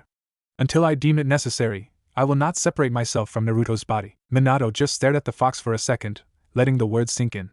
He was running over what he said as he chose to ask, "What do you mean he understands the bijou? Until today I have yet to hear of Naruto from any other village. For a Jinchuriki to move between villages and talking to other Jinchuriki is unheard of. How do you expect me to believe the things you say which are full of nothing but nonsense? Instead of me telling you, I will show you something," was all the fox said as the world around them twisted and dissolved, revealing the surroundings of a sewer. Minato looked around to see he was in a large room made of concrete walls. On the walls were pipes that cascaded around the room, some letting water flow to the ground. Minato couldn't see the ground since he was standing in murky water up to his ankles. Behind him was the only exit, and ahead was some sort of giant cage. "What is this place? It doesn't seem very fitting a place for someone to have in their mind," Minato stated. This was the deepest level of the kid's mind. Here was once a representation of his view on life as well as all of the information and memories filling the rooms elsewhere in this sewer. "What lies behind me is the seal that used to imprison me. I'm sure that just by looking at it you will understand," Kurama said in a droll, uninterested voice. Curious, Minato looked past the fox to see an intricate seal. It took him a few seconds, but when he recognized it, he gasped. There was an 8-trigram seal that Minato created many years ago, but never implemented. To simply make the seal he would need the help of 7 other shinobi with Kage-level chakra. Knowing that no one made this seal in his lifetime left only one other option. That option was to use a forbidden technique to create such a seal that only Minato, Kushina, and the retired 3rd Hokage knew, the dead demon-consuming seal. Upon seeing the 4th Hokage frozen with his mouth open, gaping at the seal, Kurama started to chuckle. "From your expression I can tell that you are wondering how such a seal could have existed. Since I am feeling more than generous today, I will show you the entire life of the kid, from the moment he entered the world, up until today," Kurama said with a sneer. Well, I suppose I am interested in the boy's life, but I cannot stay here for months waiting for me to review his life, so I will have to decline," Minato said in a somewhat friendly manner. "Not to worry, 4th. Here in the mind things are much quicker than in reality. Also, with my assistance you will be able to see the life of the kid in mere minutes," Kurama said with a smirk. Before Minato could respond, his mind was flooded with memories and his body was filled with foreign senses. Back in reality, Minato's body stiffened from the overflow of information into his mind. His head snapped back as his eyes and mouth opened in pain. If any of the intelligence division was there, they would have been sure to sever the connection between the two. As seconds ticked by, years flew by in his head. There, he observed the life of the boy Naruto, though his eyes were startled with surprise as he saw the Kyuubi released and sealed within him. Minato took account of all the major events in the boy's life that he would need to know. The events of him leaving their wood for an identical one. The boy's first B-ranked mission which turned to A. The hate and hardships he faced from just living in the village. The hate and contempt that the adults held towards him. Then he saw the betrayal of his first friend. The pain in his heart. The 3 years of training that he had with Jiraiya. The mastering of Sage Mode. The battle with Pain, SS-ranked Nin. So much more memories that at the end of them Minato blacked out. When he came to, he was back in the meadow with the fox staring at him with an annoyed look on his face. "Now you see who this boy really is. You now know the pain he has faced and overcome. I even do not know how to approach the scenario he has found himself in. I'm sure he is going to blindly charge forward claiming to bring peace to the world. But who knows," Kurama said as he trailed off in thought. Minato couldn't believe what he just saw. Not only did he see that his son was alive and well to this day, he was right in front of him healthy and strong. His son, who had mastered Sage Mode and the Kyuubi's power. His son who always succeeded no matter how impossible the task. His son who never gave up and always stuck to his word. Minato's chest was swelling with pride. However, a small part of his mind was tingling with doubt as the thought at the back of his head screamed it was a trap. Kurama, seeing the emotions taking a change for the worse, asked, in a flat tone full of annoyance, "What proof could you want now?" "Let me talk to Naruto. I need to make sure it's him and that all this isn't some sort of mental genjutsu," Minato said with seriousness filling his tone. The fox snorted and said, "If this was a genjutsu, it would rival that of Tsukuyami that only the most talented Uchiha can master. Even if you wish to talk to the boy you can't. He is resting now, and won't be able to wake up for a couple of days because of a certain someone," said the fox with eyes that questioned Minato's intelligence. "If you don't believe me, come closer and look at him resting at my feet. After that, if you still hold doubts, take that swab you took of the boy and test it to see if it is a match with your own, Kurama said, as his patience was growing thin. With that said, Minato moved forward, and when he was right below the fox he saw the blonde sleeping peacefully in a bed of grass. At first he wondered how he was able to look so peaceful after now knowing what he has faced in his life. Deciding to take Kurama's advice, he left the mindscape and saw Naruto completely restrained in the barbaric device they used to interrogate ninja spies, and felt a twang of pain in his chest. He immediately walked over to a button to request help. The second he pressed it, Inoichi entered with the 3 nin who were operating the machine earlier. Thankful Inoichi didn't go back to work but monitored him from the one-way mirror in the room next to him, Minato asked in a friendly tone, "Please release the boy for me." Inoichi nodded and signaled for the 3 other nin to assist him. After a few seconds Naruto was released and laid down at the foot of the machine. "Do you need anything else, Minato?" Inoichi asked. "No, that is all. You and your subordinates can return back to your duties," Minato replied, with a small smile playing on his lips. Inoichi raised an eyebrow at Minato's words and actions, but decided to dismiss his questions. He nodded as he and the 4 shinobi left the interrogation room and headed back to their daily activities. Minato decided that he had enough seals on the boy to suppress him from doing anything that a toddler could do, so he made the choice to have him live under the same roof as them. A paternity test would take about 3 days to see if Naruto was truly his and Kushina's son, so where else to have the powerful nin but at the residence of the Hokage himself. If he or Kushina weren't there, then Lecky would easily be able to handle the boy in his current state. Besides, the boy didn't show himself to be a threat. He didn't hurt a single person when he was running rampant around Konoha. Even though people were trying to severely injure him, from the reports he didn't harm a single person. Even more so from the memories he had viewed, Naruto wanted nothing more than the safety of the village. With that decided, Minato picked up the boy and slung him over his shoulder. He activated his Hiraishin and transported himself and Naruto to the Namikaze residence. Once they arrived at the manor, he was surprised to see the entire Namikaze family at the dinner table. There, at the table, were his 3 children. The oldest, Lecky, who was 15, was already a jounin and an A-ranked ninja. Next to her was her little brother Riku, with his red hair and blue eyes shining brightly at the stranger on his father's shoulder. Riku was 13 and also a jounin. However, due to his prowess in Fuinjutsu and ninjutsu, he was already recognized as a B-ranked ninja. Lastly, there was Risa, who was 10 and getting ready to enter the ninja academy. Risa was the spitting image of Kushina and had chakra reserves larger than Kushina did at her age, but had trouble controlling her rather large chakra pool. When everyone saw Naruto hung over Minato's shoulder, there was a mixture of expressions around the table. Kushina had a smile that was starting to split across her face, while Lecky scowled at the blonde. Riku just smiled at the possibility of a new friend, and Risa's grin was so grand it looked like it was going to split her face. Minato coughed to gain the attention of his family, and when he saw everyone was looking at him he said, "This is Naruto, everyone. Now there's something that me and your mother never told you 3. Minato nodded his head to Kushina, indicating that he wanted her to tell everyone the story. Seeing her cue, Kushina rose and said, "Let me first start off by saying that you all have an older brother." At that statement all the children's mouths dropped open. "I can see you all have many questions, but please let me explain before you ask anything. Exactly 18 years to this day I gave birth to a baby boy who we named Naruto. Right after he was born, a horrible man used a jutsu that to this day Minato and I have not seen anything like. The man appeared out of nowhere and took Naruto from the nurse on hand. Just as quickly as he came, he left with our son," Kushina explained as she lowered her head, as the painful memory filled her head. Before anyone could say anything, Minato spoke up and said, "I have a strong belief that he is our missing family member, and while I run a paternity test, for the next 3 days he will be living here. I doubt he will wake up until the test results come back, seeing as how exhausted his body is. However, if he does wake up, I want everyone here to treat him as any other member of the family." With that said, Minato went to the unused guest bedroom and laid the boy down. "Please let him be our son," Minato thought. Just then, Kushina came to the door and said, "Is he really our Naruto, Minato? Does he know who we are?" Her voice pleading for the answer she wanted. "I am almost certain he is. I just want to make sure," he replied, and with that said Minato pulled out a vial and a swab. Kushina's face dropped because Minato only did things for a reason, and if he wanted to test if they truly were the boy's parents, then that meant they might not be. Putting her feelings aside for the moment, she nodded and opened her mouth to let Minato get a swab. Once he got the swab he put it into the vial and used his Hiraishin. He appeared in the hospital where he asked for Tsunade, one of the legendary Sannin. 2.5 days later, life in the Namikaze household continued regularly for the next 3 days. Lecky rarely left the house, always keeping an eye on the sleeping blonde, believing he was a threat. Whenever Lecky did leave, Risa would race to Naruto's room and start telling him stories of what she did for the day. Riku lost interest after the first day. Seeing as how Naruto wasn't going to wake up anytime soon, he lost interest in the possibility of making a new friend until he woke up. Kushina would fret over the boy, constantly checking his vitals and his temperature. She was trying to baby an 18-year-old boy, which Minato thought was slightly amusing. Around midnight on the second day, Naruto was asleep but started to stir. When he opened his eyes, he was surprised to see he was in his room at his old apartment in Konoha. He was confused at first because there was none of the furniture that he used to have in his room. The first thing he realized was that he was starving and frankly quite parched. Putting all the thoughts that started to fill his mind aside, Naruto tried to get up.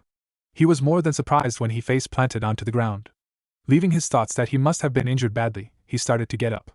He used the wall as a support as he limped into the kitchen.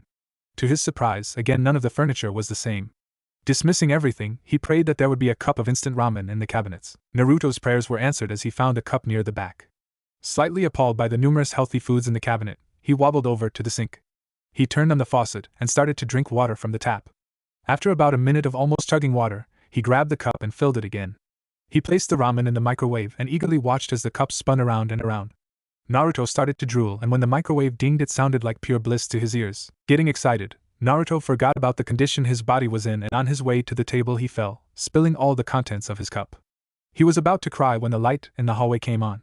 Naruto instantly became afraid. No one had come into his apartment since he was 8. When he was 8 and just moved into the apartment, a group of villagers broke in to senselessly beat him, telling him to leave and move somewhere else. Naruto called out who was there, and his fear only intensified as the pair of feet came barreling towards him.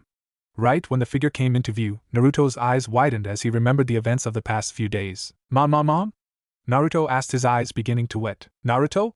What's wrong, are you okay?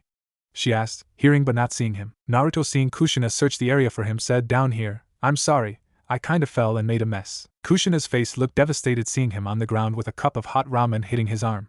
She rushed over and put his arm under the sink, seeing slight burn marks on him. Why didn't you call for help when you fell? Kushina half asked and half yelled. Sorry, I didn't know that you and Dad would be living in my apartment. Besides, the last time someone was in here without my permission, they beat me senseless, Naruto said a little sheepishly. Kushina looked horrified and confused by Naruto's words. She finished cleaning his arm and sat him at the table. Stay right here, I'm going to make you some chicken soup. Nothing is better when you're sick or not feeling well, she said. With that, she walked over to the kitchen and started to boil a pot of water. She then started to fetch various things in the kitchen for the soup. As she was busily working, she asked Naruto, what do you mean your apartment, and beaten senselessly? Kushina tentatively asked. Naruto shrugged as he thought, might as well tell her about my life and how I got here. With that, Naruto started telling Kushina of what happened after he was kidnapped from this world. He spared no detail as he freely explained how he had a second QB sealed inside him, along with how he was treated as a child and how much he wanted his parents. He went through major events in his life that he thought she would like to hear. After about 20 minutes, he finished with saying, I'm glad for what has happened to me. It made me who I am today. Besides, I now have a chance to live and learn from my parents. I'm not sure what I'm going to do now. Maybe I will start with seeing old friends.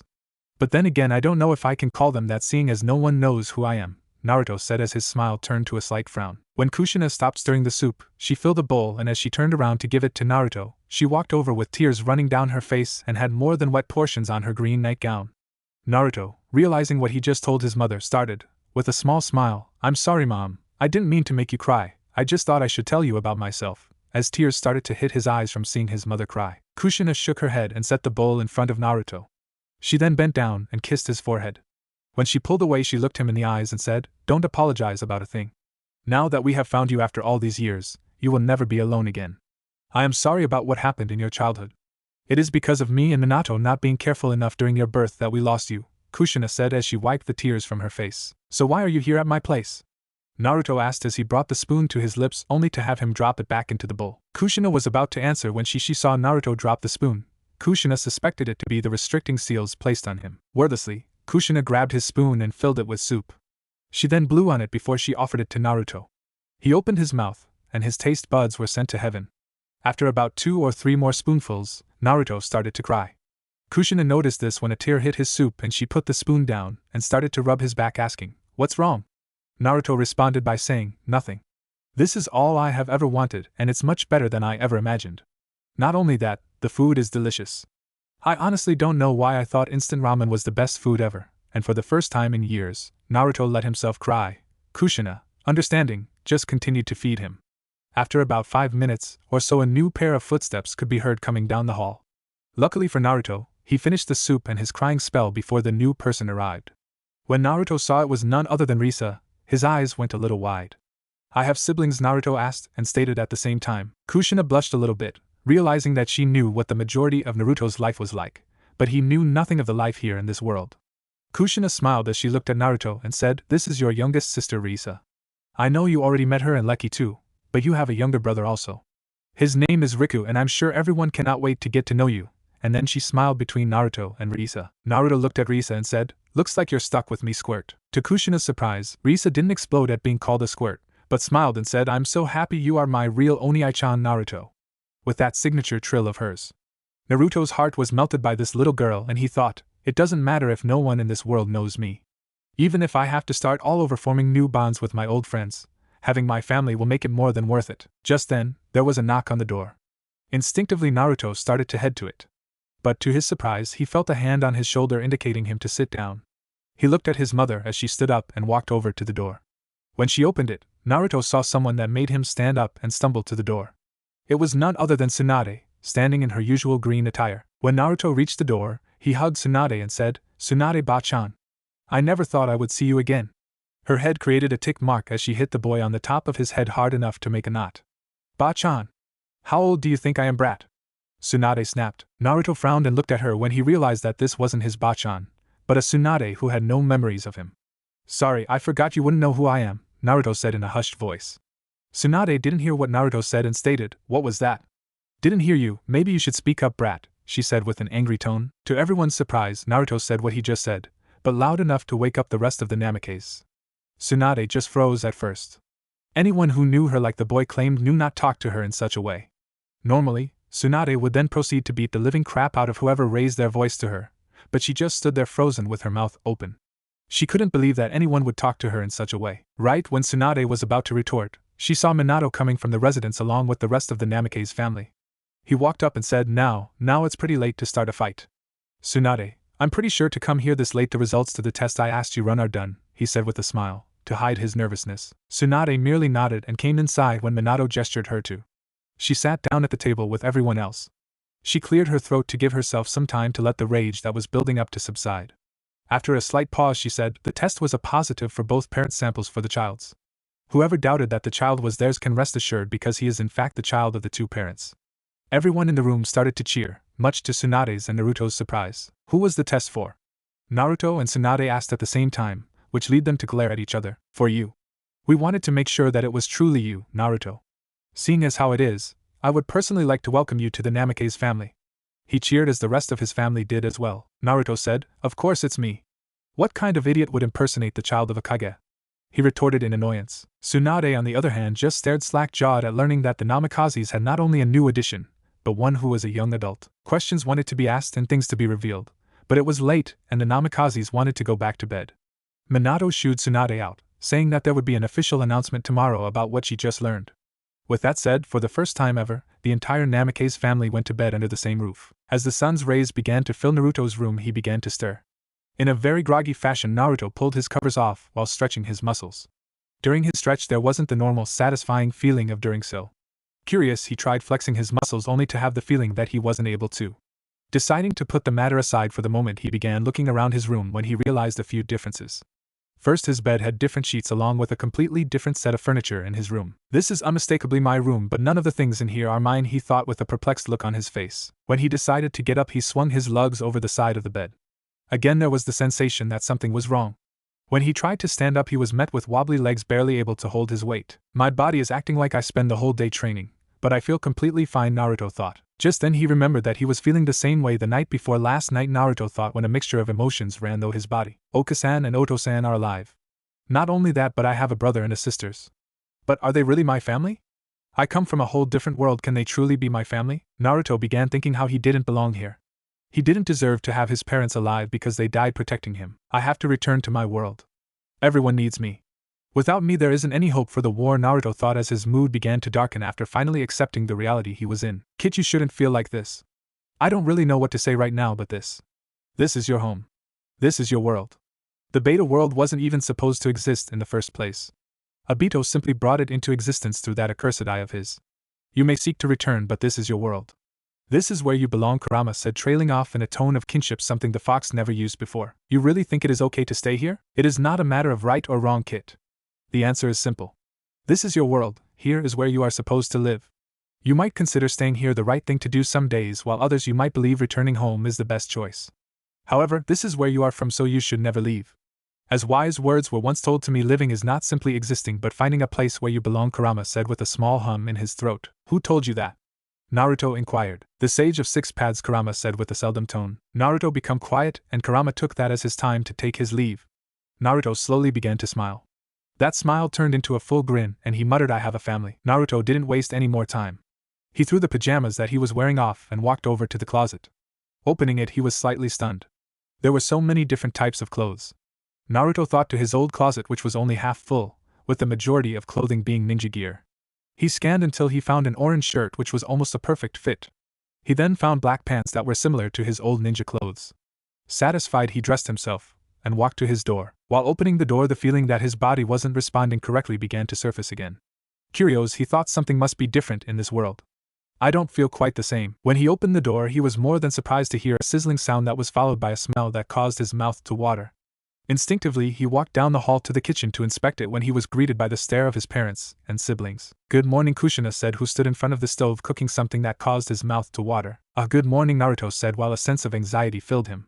This was the first time he woke up to someone in his home. Instinctively, Naruto began to walk over the cabinet where he found the instant ramen last night. When he opened it, he was promptly asked by Kushina. Naruto, what are you doing? Getting breakfast, he said flatly as he pulled the instant ramen from the back of the shelf. A tick mark formed on Kushina's forehead, and when Naruto looked at her with a puzzled expression, she asked, what? With an edge of annoyance in her voice. You're blocking the microwave, Naruto said flatly. To his surprise, instead of moving, Kushina raised her arm, and then proceeded to make a fist which she brought down upon his head. Ouch! What was that for? Naruto screamed. For a second, fear for the first time in years found its way into Naruto's heart. Above his crouched position from cradling his head stood Kushina, whose hair seemed to come alive, which moved in all directions. Her face was covered in a blanket of rage. When a loving mother cooks you a meal, you eat it, she said while a small amount of killing intent began to build around her. To her surprise, Naruto looked puzzled at first. Then he said, you mean that delicious smell that your cooking is for me? He asked, his tone full of innocence. At first, Kushina was slightly taken aback from what Naruto said.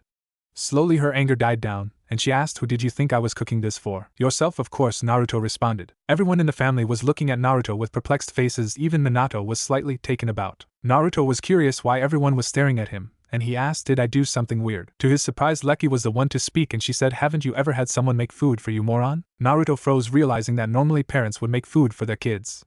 Oh, sorry, it's just I never had someone cook me breakfast before. I've lived by myself since I was 6, so I don't really know how to interact with a family.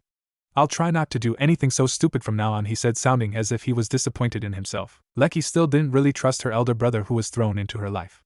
However, every time she was around him, she could only feel a bond forming to her irritation. With Naruto's words, Kushina and Minato felt a pain from not being in Naruto's life. Minato thought, I haven't explained anything to the family, and saying where he really came from might be a bit too much. Minato resigned himself and said, Naruto, make yourself a plate, and come here, as he beckoned down a hallway. Curious, Naruto filled a plate to the brim with the various foods his mother made for breakfast. Following his father while he was nearly inhaling the food as he walked down the hallway, Minato stopped in front of a door that seemed to carry a strange aura around it. When Naruto squinted at the door, he could see a variety of seals engraved in the door with such precision and complexity that he wasn't even sure if a human could make such an intricate contraption. Minato noticed Naruto staring at the door that took him more than enough time to construct. The door led to not only his personal office but a safe house if his family needed somewhere safe to stay. He constructed the room with enough barriers and seals that only Kushina and those blood related to him would be able to enter. It had enough defensive capabilities to defend against the strongest shinobis.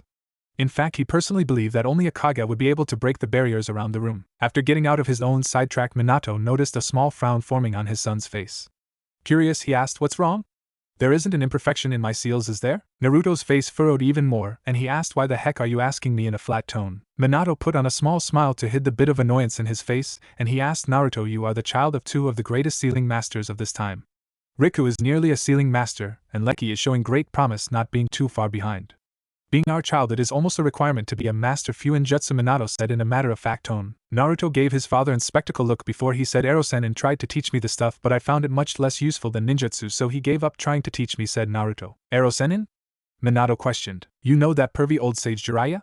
He was my sensei, Naruto said, he voice full of something Minato would describe as sorrow. You seem complacent to talk about Jiraiya. Did something happen between you two in your world? Minato trailed off as he made a small curse under his breath. I brought you here so we could talk in private in this room, so let's go in before we say anything else, said Minato. Okay, but by any chance could I go get more food before we start? Naruto asked. Minato looked at Naruto with a dumbfounded face, and then started to laugh. You really are an interesting boy. Go ahead and take all the food you want. Naruto formed a huge smile and then ran back into the kitchen to have the surprised stares from his family. Silently he piled more food onto his plate, much to his mother's surprise. Normally people hated my cooking, but he can't seem to get enough of it, Kushina thought. Once Naruto was satisfied with the amount of food on his plate, which by the way was the remaining food left, he smiled and said thanks for the food before going back down the hallway to Minato's office. When he returned, Minato signed at the quantity of food Naruto had. He put his hand to where the door handle should have been. Naruto's eyes widened when a variety of characters began to swirl around Minato's hand. When the characters stopped swirling around, a small flash of light formed under Minato's hand. A clicking sound was heard and then the door popped open. Naruto was memorized by the seal that the door had. Once they were in the room, Minato closed the door, and for a second the two were plunged into complete darkness. Almost instantly the room was filled with light from a floating white orb in the center of the room. Naruto was about to ask when Minato said the light is from an Uchiha friend. It's called Eternal Flame Jutsu. A white fire that always burns but doesn't burn anything, Minato said, already answering the first question Naruto was going to ask. The room seemed like a regular office with notes and filing cabinets taking up the majority of the room. There was a desk strewn with notes along with a table to the side that Naruto guessed was used to put food and drinks for long hours cached into the room. After Naruto fully took in the room, he sat down in a chair opposite to Minato so that the two would face each other. Now, since you have more than plenty of food, I want to ask you a lot of questions. Go ahead and eat. While you do, just nod for a yes or no to answer my questions, Minato said. Naruto looked up at his father and simply nodded while he was trying to swallow food with his more than stuffed mouth. First question. When I entered your mindscape, I came across an existence that said it was the Kyuubi. Do you really have the Kyuubi inside your body who isn't even sealed? Minato asked. Kit, let me explain some things to Minato for you, alright? Kurama said. Sure, go ahead and take control then, Naruto replied while he placed his plate on a table by where the two were seated. Curious by the Naruto's actions, Minato was about to question his movements when suddenly his presence and everything about him seemed to change. The type and flow of chakra in his body even changed. Without even hesitating, Minato used one arm to flip himself across the table behind Naruto, while he used his other arm to pull out a kunai to Naruto's neck. Son or not, he could still be a threat to our family and village. He shouldn't be able to change his chakra movement at all with the seals still on him, Minato thought. Quite jumpy, aren't you, fourth Hokage? Kurama said. Minato froze at Naruto's words, which sounded like a demon was speaking from his mouth. Kurama turned his head so Minato could look at Naruto's face. Naruto's eyes had turned red with slits for his pupils, along with his whisker marks getting longer and darker. Kyuubi, Minato breathed, not sure how to react at all. Before you go and try to kill me, let me say some things. Yes, there is no seal in the kid anymore, and there is nothing stopping me from leaving his body but the kid himself. However, I am choosing to stay for my own reasons. Lastly, my name is Kurama, not the filthy name Kyuubi that humans call me, Kurama said, using the tone to which he believed he was superior to all those around him. Minato began to relax his more than rigid muscles but still held the kunai to Naruto's throat just in case. First, everything I showed you while in the mindscape is true. That was the kid's memories. Second, the reason I was dragged into this world instead of staying in my own is because I am not the full existence of the nine-tailed fox. There can only ever be one of something in world. With two of the same in a world, a paradox would form, or an existence would simply absorb the other. However, I am not the full nine-tailed fox but the yang chakra of the original. I am not complete here in this world but an existence of my own.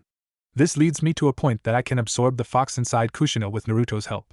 It will be completely safe without hurting Kushina or the fox, Kurama said after explaining the majority of the questions Minato had wanted to ask. Minato was quiet for a minute or so, mulling over what Kurama had said to him, that he didn't even notice the change in Naruto's chakra. Minato was only brought back to his senses when Naruto said, could you move your kunai? It's making me a little nervous, with a little chuckle. Sorry Naruto. You just startled me when your chakra system changed. You shouldn't be able to do that with the seals I placed on you, Minato said with his voice having a small amount of sympathy in it. It's fine, I know me being here must be setting the whole family on edge, Naruto said with a small amount of depression. No, in fact it's having the opposite effect. I haven't seen Kushina happier since when Riisa was born. Riku has been ecstatic and been looking forward to a sparring match with you. Leki is really similar to me. Sometimes the two of us can be a little too calculating and cold, but trust me when I say we do love you very much. We just want to make sure you love us as much as we do before we will be at ease around you, Minato said in a tone that only a father could use with his son. Well, anyway, let's move on to some other things, those being your integration into this world, Minato said while striding up and returning to his seat in front of Naruto. First, there are many differences in this world. I can't recall everything that has happened, but I took note of all the major differences. Trying to be as organized as possible, I will go in chronological order. First, there never was an Uchiha massacre. There was a small uprising at one point, but with the help of Itachi, the small group of insurgents was swiftly dealt with. The group known as Akatsuki was never corrupted by Obito along with the Uchiha clan here in this world. The group Akatsuki contains 3 main members that rule the land of rain, all taught by Jiraiya. Third, peace between the lands have never been as strong. Almost all nations have peace between one another. Fourth, Orochimaru has not betrayed the Leaf Village. I believed he became corrupted when the third took office instead of giving him the title of Hokage. At first he disapproved of me, but eventually he came around. Currently the 3 Sannin all live in the Leaf who took a nin under their belt to train for 3 years. You already seem to know 2 very well. The first is Sasuke Uchiha trained by Orochimaru, second is Sakura Haruno trained by Tsunade. Lastly is Leki who was trained by Jiraiya. Your old team in your world, Team 7, has a lot of similarities. Leki graduated from the academy much earlier than most, so she managed to take your spot on your old team. Now I know that was a lot of information and a lot to take in, but did you get it all? Minato inquired. Yeah, I got it all. I do have a couple of questions to ask of my own though, Naruto said, and then immediately went to ask what was on his mind. First is, what do you mean integration into this world? I got everything you said, took it to memory, but I don't really understand what you mean by that. Well, telling everyone you are our kidnapped son from another universe might unsettle people, wouldn't you agree? Minato asked. Yes, I suppose that would be true, but what do you have in mind then? Naruto asked. A story. In fact, I had spent the past couple of days creating one in case you really were our missing child. Now I know that you know nearly everyone here in the village, but no one here knows you. I plan to reveal to the village later today that you are my son. The story we will use similar to what really happened. We will say you were kidnapped at your birth just like it really happened, but instead of saying you were stolen to another dimension, we will say you were taken to lands to the east past the village of Mist. There you were raised in a village as one of its own until your 17th birthday, where you found the truth about your life. After about a year of planning, you made your escape back to the Leaf with us here today. This will be the story we will use. Are you okay with it? Minato asked after sighing. I am fine with it, but is it really okay to lie to everyone? I mean, I know Senjutsu along with being able to control Biju Chakra. My main jutsus are all leaf-based, being the Rasengan and Shadow Clone Jutsu. Naruto stated, knowing the lie would be hard to keep up. Well, it would be strange, but mostly everyone will dismiss it. Those that won't will be the elders, who will be informed the truth at a meeting before your announcement. However, this brings up a good point. Many people were saying that you used a never-before-seen chakra release with unimaginable power. I am quite skeptical of this. Can you tell me what it is? Minato asked, not sure how else to ask it. Well, you see, I call it silver release. The reason is simple, because it turns my chakra silver. It turns silver simply because of the combination of my chakra colors. Blue from my chakra, white from natural chakra, and black from Kurama's chakra. Currently I can only maintain the mode for around 10 seconds because the mix of natural and tailed beast chakra is so dense that it nearly crushes my body. In order to prevent that, I have to use my own chakra to support the system of the mixture. When I enter the mode, I have about enough power to triple the damage of a beast bomb. In fact, when I was texting it out in my old world, a silver release Rasengan made a crater about the size and a half of Konoha. I can only image what a Rasen Shuriken would do, Naruto said as he finished his explanation. Wait, really? Your silver release has that much power? Another thing, what is a Rasen Shuriken? Minato inquired. Well, it is extremely powerful, but like I said, I can only maintain it for 10 seconds as of now, and it completely fries my chakra system. As to what a Rasen Shuriken is, let's see, give me a second to remember. Oh yeah, Jiraiya said it's elemental manipulation with the Rasengan. He said you were working on creating something similar, Naruto said. At that, Minato's eyes began to widen. He had tried years to add elemental chakra to his Rasengan, but never was able to. He gave up eventually, believing it was almost impossible. Minato had always been proud of his children who had accomplished so much in the short amount of time they had, but hearing what his eldest son was telling him, a new sense of pride struck him. Never before had Minato believed himself to be outclassed, but at the movement, if everything that his son was telling him was true, he felt he would barely be able to match him without using Senjutsu, which he mastered a little after Leki was born. Minato could barely hold his curiosity for his son's abilities. He stood up and asked, "Do you mind demonstrating some of these abilities for me?" Minato asked, not even trying to conceal the enthusiasm in his voice. Sure! I would love to, Naruto said with a huge smile coming across his face. With that, Minato stood up and motioned for Naruto to follow.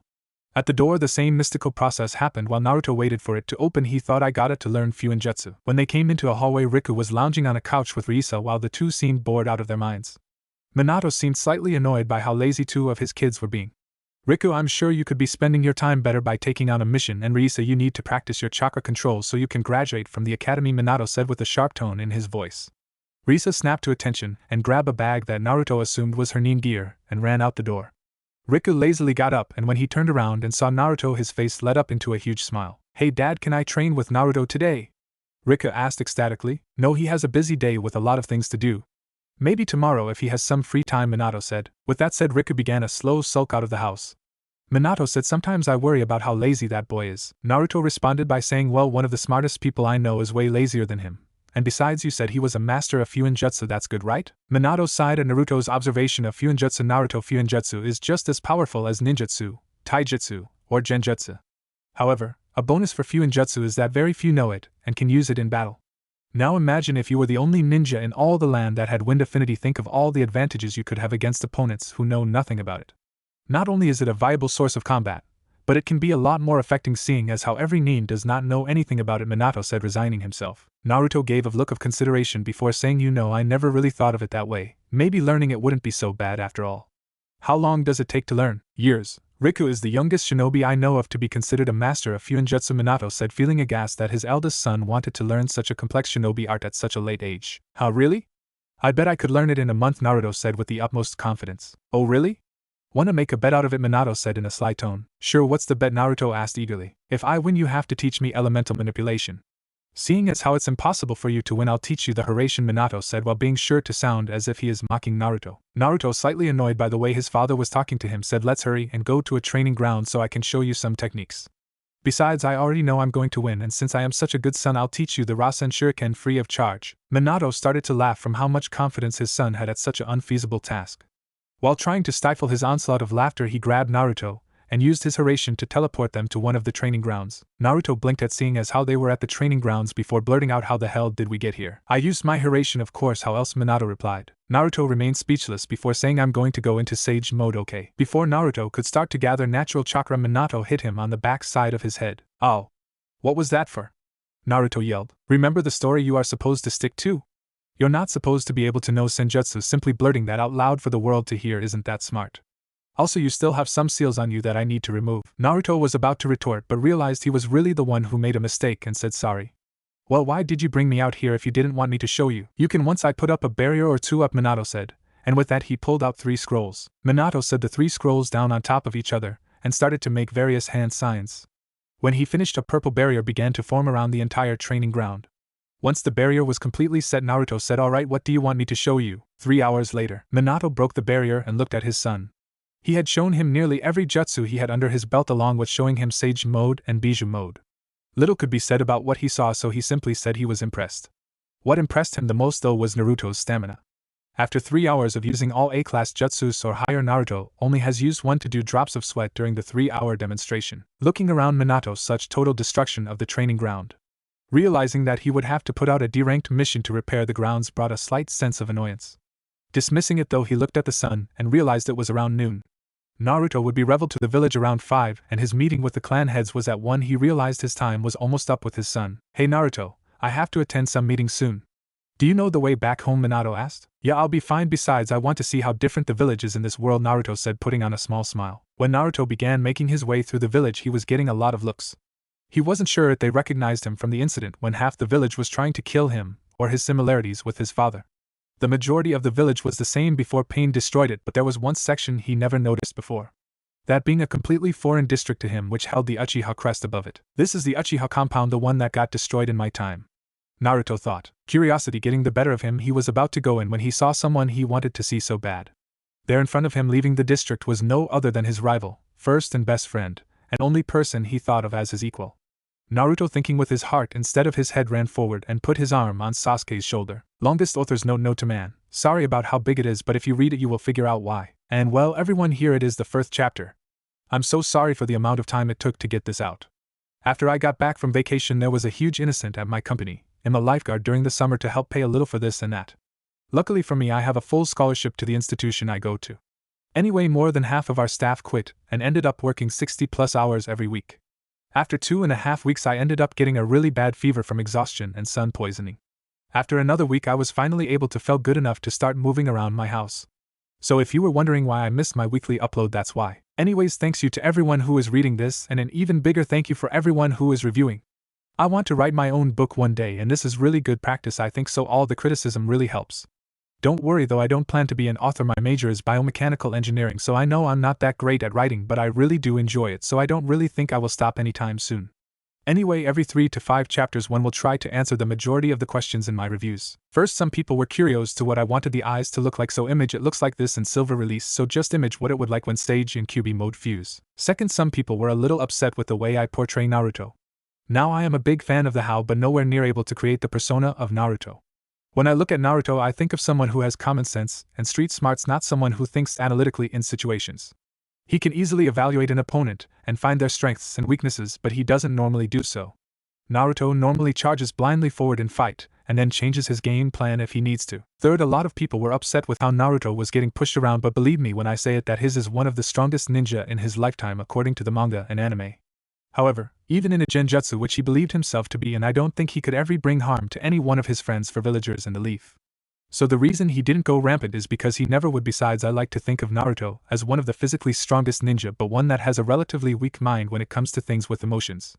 Naruto in my mind is the kind of guy who lets his emotions guide him more often than his thoughts. Fourth, thank you to everyone pointing out a couple of my mistakes. I wanted to say that Risa was working on graduating from the academy, not enrolling, and when I mistook Naruto's team number that was slightly embarrassing, so thanks for pointing that out. Fifth, there was a lot of controversy over a relationship, but I'm sorry, I will butt on in there around chapter 12 or so. I would like it to mean Hina, but as I stated, a lot of people pointed out Hina never had Naruto in his life, and the chances of them actually getting together are low.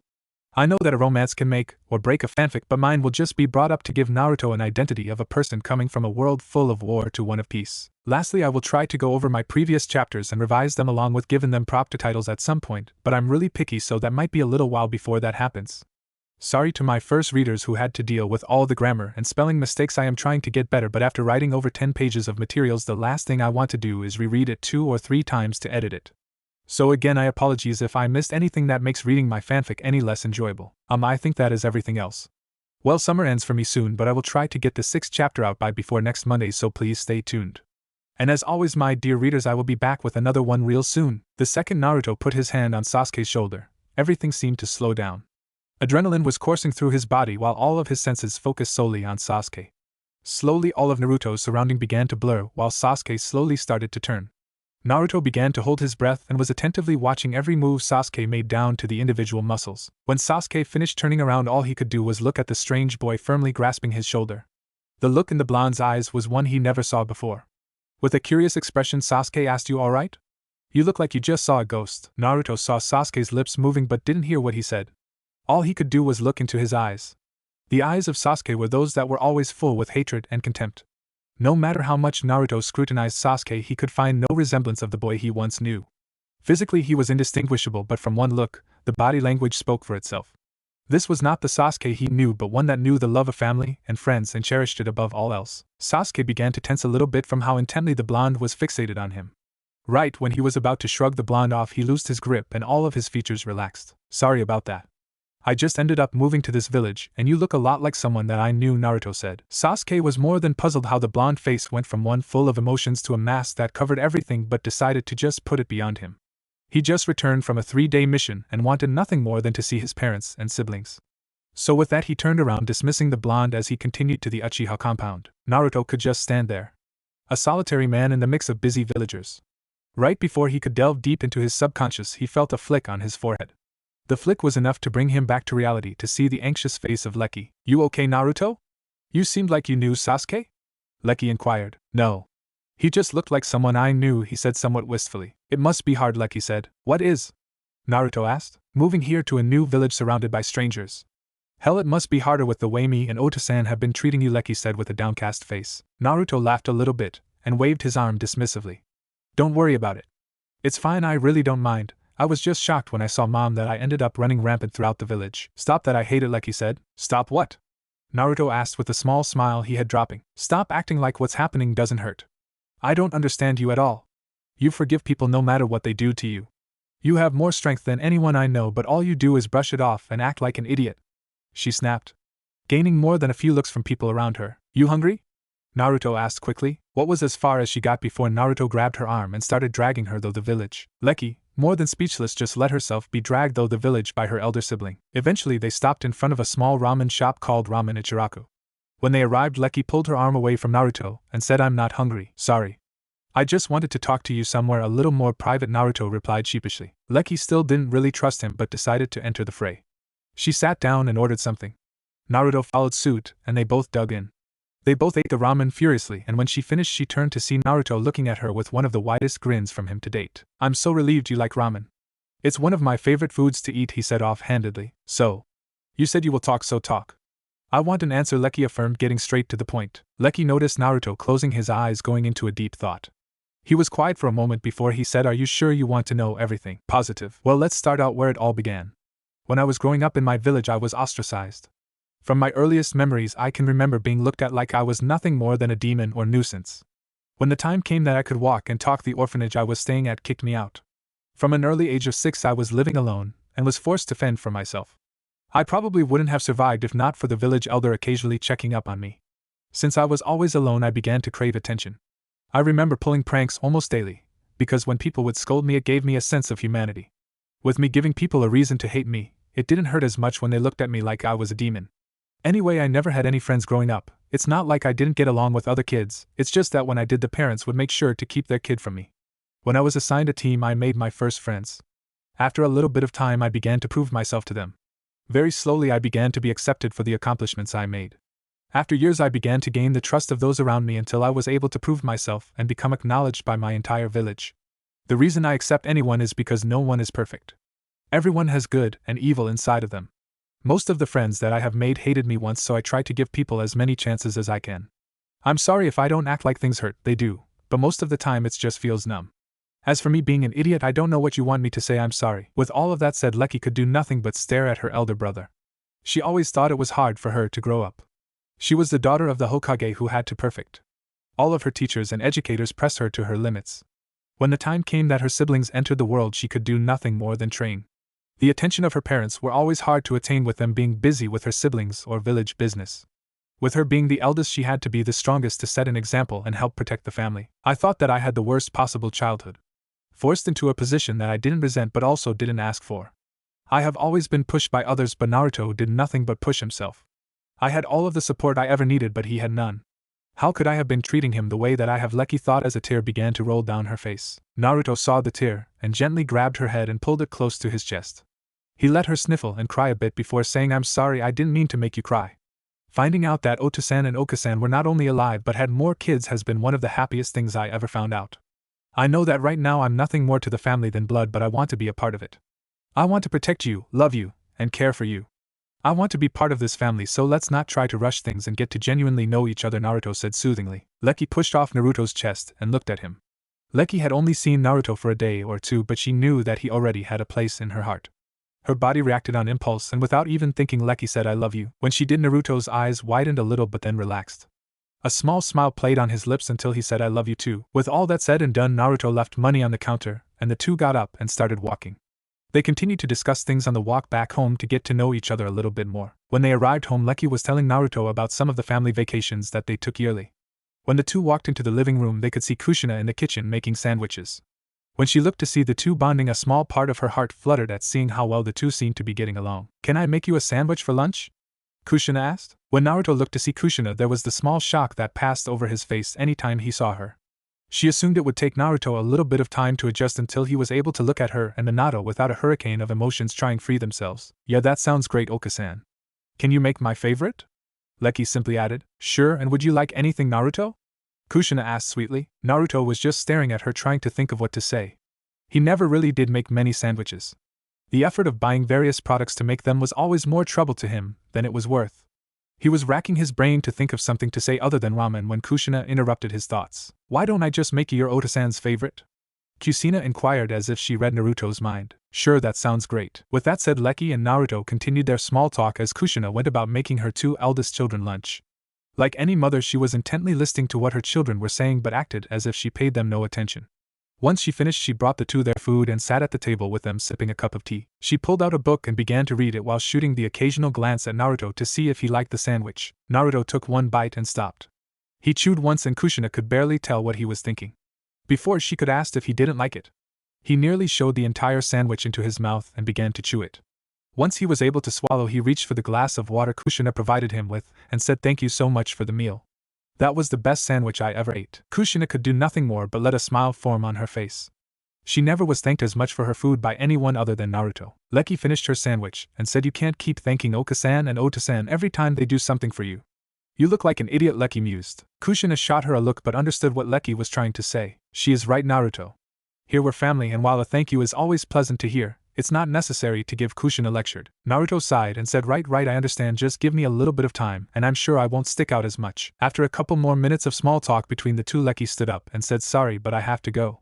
My two teammates are home and the three of us are rarely in the village at the same time, Leki said, and saw a small flicker of emotions pass across Naruto's face but decided it would be better to ask him about it later. A few moments after Leki left, Kushina closed her book and looked at Naruto. Do you have any plans for today other than the meeting at 5? Kushina asked. No, he replied. Well then I know what we can do for the rest of the day until 5, Kushina said as if she was thrilled. Naruto looked at her and raised an eyebrow from Kusina's sudden enthusiasm. We can go shopping for you. We always bought clothes for how big we thought you would be at the time. But now that you're here I'm sure you would like to get some things that suit your tastes a little bit more, Kushina said enthusiastically as a bright smile lit up her face. Sure, that sounds great, Naruto said with an ever-growing fascination at how well his mother seemed to know what he was thinking, or wanting for that matter. Kushina grabbed her purse and left a note on the table that said her and Naruto would meet Minato at home around 4. With that they set out. Naruto was always one for practical use. So when Kushina wanted him to get more than shinobi gear, he was forcefully dragged by his mother, muttering things like children should be grateful that their loving parents are willing to go shopping with them for the majority of the beginning of the trip. Kushina was horrified when Naruto wanted to buy shinobi gear with bright orange, but he was adamant when he said he would wear this or nothing when the time came to do missions. She eventually gave in and bought him the shinobi gear he wanted. However, Kushina was winning the war by making Naruto try on a variety of clothes, in which she bought a few she thought looked good on him. As the evening began to wind down, Naruto was carrying a mountain of clothing, forcefully clearing his path as he walked behind his mother in the busy streets. They were headed back home and Naruto was more than happy to be finished shopping. With Kushina he ended up buying 10 times the amount of clothing he had in his old life. The clothes he was carrying were so heavy that he ended up needing to push some chakra in his muscles so he wouldn't strain himself. Once the two got home, Naruto just threw the clothes on the ground, thinking that he would get to the task of putting them away another time. Kushina walked into his room and said, "Get ready to go to the meeting, we are leaving in 15 minutes, she said in a chastising manner. In fact, why don't you wear these? Kushina said, pulling out a shirt full of fancy designs with the Uzumaki crest on the back along with khaki pants. Naruto knew better by now to argue, so he put on the clothes that his mother gave him. Once he was dressed, he went out into the living room to see the whole family there. The feeling was serene as Naruto looked at his family dressed up. Looking at his parents and siblings, he felt a sense of belonging. Naruto saw Minato do a quiet head check, wordlessly mouthing the name of everyone he passed until he stopped at Naruto. He gave him a big smile and said, "Alright, is everyone ready to go?" Yes, everyone replied simultaneously except for Naruto, who said yes after everyone else did. Leki looked at him and said idiot while trying to stifling a laugh. With that said, Minato opened the door and one by one the Namikaze family walked out of the door. Kushina come out last and Minato closed and locked the door as they walked to the main square in the village. As they walked, nearly everyone in the village cleared a path for them, bowing slightly as they walked by. Naruto felt strange because everyone they passed would stare at him. Eventually they came to the center of the village where a stage was set up. Naruto began to follow his sibling to the front of the crowd but was stopped by Minato's hand on his shoulder. "Where do you think you're going?" Minato asked slyly. "You are coming with me on the stage," he said with a smirk. Before Naruto could protest, Minato put his arm across Naruto and led him up to the stage. He stood there and waited for people to stop talking before he began. "Thank you everyone for coming here today. I can see that many of you are curious to who this is next to me. Let me first tell you that yes, he was the shinobi who caused all the alarms to be raised a few days ago." A few murmurs broke out. The name of Minato gestured to Naruto is Naruto Namikaze. With that there was an uproar. The second Naruto was introduced to the crowd. Many were whispering, and with all the gossip there was little to no cohesion in what everyone was saying. "Please quiet down," Minato ordered more than requested. After a few minutes and the voices died down, Minato began again. "This here is my son Naruto Namikaze. At first we kept his birth a secret because we didn't want him to be targeted by individuals seeking to harm our family. The day Naruto was born we sent him far to the lands of the east, past the village of the mist. There in foreign lands we wanted him to be raised until peace between the villages were restored to ensure his safety. However, during his stay at the village we sent him to, it was raided and its populace killed. Naruto managed to survive and was adopted by a neighboring village without our awareness. There he was raised until he was able to uncover the truth about his past and return home to us. Now that he is back, I would like you all to welcome him home as I and my family have." After the speech there was complete silence as the crowd began to mull over what they were told. Naruto began to have a sense of rejection until he saw a familiar face smile and begin to clap. Sasuke Uchiha was the first to start as the entire village followed in applause. There were many shouts of welcome home and other kind formalities. Naruto's face, which was neutral at first, turned into a grin so big as he began to wave to everyone. Minato began to walk off the stage and gestured for Naruto to follow. As he followed his father, so did his family in tow. Many people, girls especially, tried to talk to Naruto, but were silently dissuaded by his family, making a barrier around him. Why don't we eat out tonight? Minato suggested. I had made plans for dinner, but seeing how low likely we are to have villagers outside of our house, eating out sounds wonderful, Kushina offered. Steakhouse?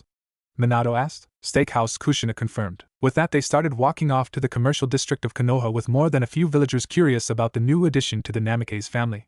After a few minutes, Naruto noticed a few familiar figures heading straight towards them. There, walking straight up to Minato, was a woman Naruto never saw before, followed by Sasuke, Itachi, and a young girl who looked strikingly similar to the woman. Good evening, Kushina, said the woman. Good evening to you as well, Mikoto replied Kushina shortly, followed by her adding, would you like to join us for dinner at the steakhouse? That sounds lovely, Mikoto said. With that, the Uchiha family joined in on the Namikaze circle, with them going to greet Naruto. As they continued to walk, Mikoto came close to Naruto and said, it's a pleasure to meet you, Naruto. My name is Mikoto, and this here is my eldest son Itachi. Gestures to Itachi. Over here is Sasuke. And lastly, this is Kyo. Once Mikoto finished introductions, the group arrived at the steakhouse. When they went inside, they were given a table large enough to accommodate the entire group of 10. The majority of the talk around the table revolved around Naruto, who did his best to answer what he was asked. Eventually, the food they ordered came and everyone began to cook their meat. While waiting for the food to cook, Sasuke, who hadn't asked a single question, asked, did the village you live at have shinobi rankings? Yeah, Naruto responded. Would you mind me asking what rank you were given? Sasuke asked, with the indication that he didn't really care. A tick mark formed on Naruto's head. Only Sasuke would find a way to piss me off, he thought as he said. I was ranked as a chunin, Naruto said dryly. With that said, everyone at the table looked at Naruto. His siblings looked dumbfounded except for Risa, who had a grin. Sasuke immediately began laughing at his response, and said, who did you piss off to prevent yourself from increasing your rank? I saw you when you raided the village. You had was as far as Sasuke got before his brother lightly tapped his forehead with 2 fingers. Sasuke, you're being rude, Itachi said with the same uninterested expression that all Uchiha had. Naruto looked at Sasuke, who for a second at most could have sworn Sasuke activated his Sharingan. Sasuke dropped his eye contact and then continued in his usual uninterested etiquette. Risa blurted out, Oni-san, do you have problems with being a ninja too? No. But when I was your age I had a lot of trouble, he replied. Really? I have problems with chakra control, but no one can help me, can you? Risa asked with a tone of desperation in it. Naruto's perked up a bit at that, and said, I know exactly how to fix that problem. Everyone at the table turned towards Naruto at that statement. Can you really help? Risa, Minato, and Kushina asked at the same time. Yeah, she had the exact problem that I had when I was younger. I know exactly how to fix it, he said with the utmost confidence. Before anyone could express any happiness at the new news, they were abruptly interrupted by Sasuke saying, let's have a duel, Naruto. Sasuke! Mikoto snapped. Naruto rested both hands behind his head and leaned back. Sure. Anytime, anyplace, he said smugly. Sasuke smirked and said, why not tomorrow? What, you're too scared to have it tonight? Naruto said with an ever-growing ego. Nothing of the sorts. I just wouldn't like to spoil a good meal I ate, Sasuke countered coolly. Naruto screwed his face a little at how little Sasuke seemed to care about their fight when he was the one to propose it. When he was about to retort to Sasuke's claim, he felt an ominous presence looming near him. He turned to look in the direction to see his mother's hair flailing wildly with an evil grin on her face before saying, Naruto dear, please don't be so brash at a dinner of family and friends. You understand what I'm saying, right? Kushina asked. Naruto didn't really understand what he did wrong but began to nod and say yes, of course. I'm sorry, as he replied. The rest of the dinner went off without a hitch.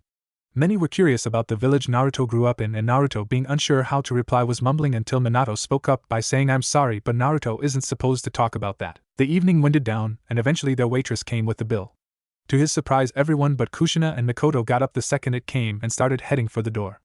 Unsure of what to do, he just sat there until it felt like a weight began to press into him.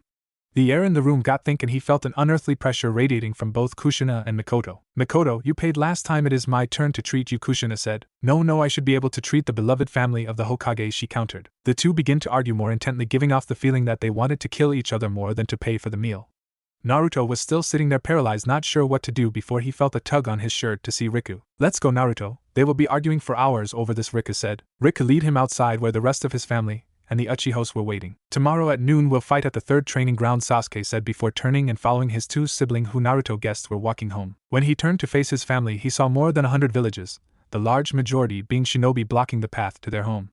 Minato had a nervous laugh before backing up and muttering under his breath, grab a hold of me. Naruto and his sibling did and were instantly teleported to the living room of their home. Looks like the duel with Sasuke was a good idea actually, Naruto. The entire village is curious about you, so it looks like a display of your abilities is enviable, Minato said with a sigh. I'll head back to disperse the crowd and put out an announcement about the duel tomorrow. Hopefully this will sate the curiosity of the villagers, Minato stated with a level look at Naruto. Just as quickly and suddenly as Minato arrived to the living room of the house, he vanished just the same. There Naruto stood with his three siblings, all with the same look on their face. Naruto was more than curious at what his siblings were all thinking before Leki said Oka-san and Ota-san won't be getting home until like tonight, half asking half stating. Yep, seems like it. Riku agreed with a huge grin on his face. Then let's get started. While you and Naruto bathe, we'll get everything set up, Leki offered. Sure, once we finish too, I'll get the snacks ready, Riku offered. Unsure what his siblings were talking about, he spoke up and said, what are you guys talking about? Movie night. All three trilled in unison. With that, Riku led Naruto to the bathroom where the two began to bathe. There Naruto got more than his fill of answers from Riku about how children would have curfews and that they rarely got to stay up late. The concept was foreign to Naruto of why they would want to stay up late. He always tried to go to bed early because when he stayed up late, Naruto would be exhausted the entire next day. Also, the concept of someone telling him when to go to bed felt so foreign. Naruto always made decisions for himself, and the idea of someone making them for him didn't sit well.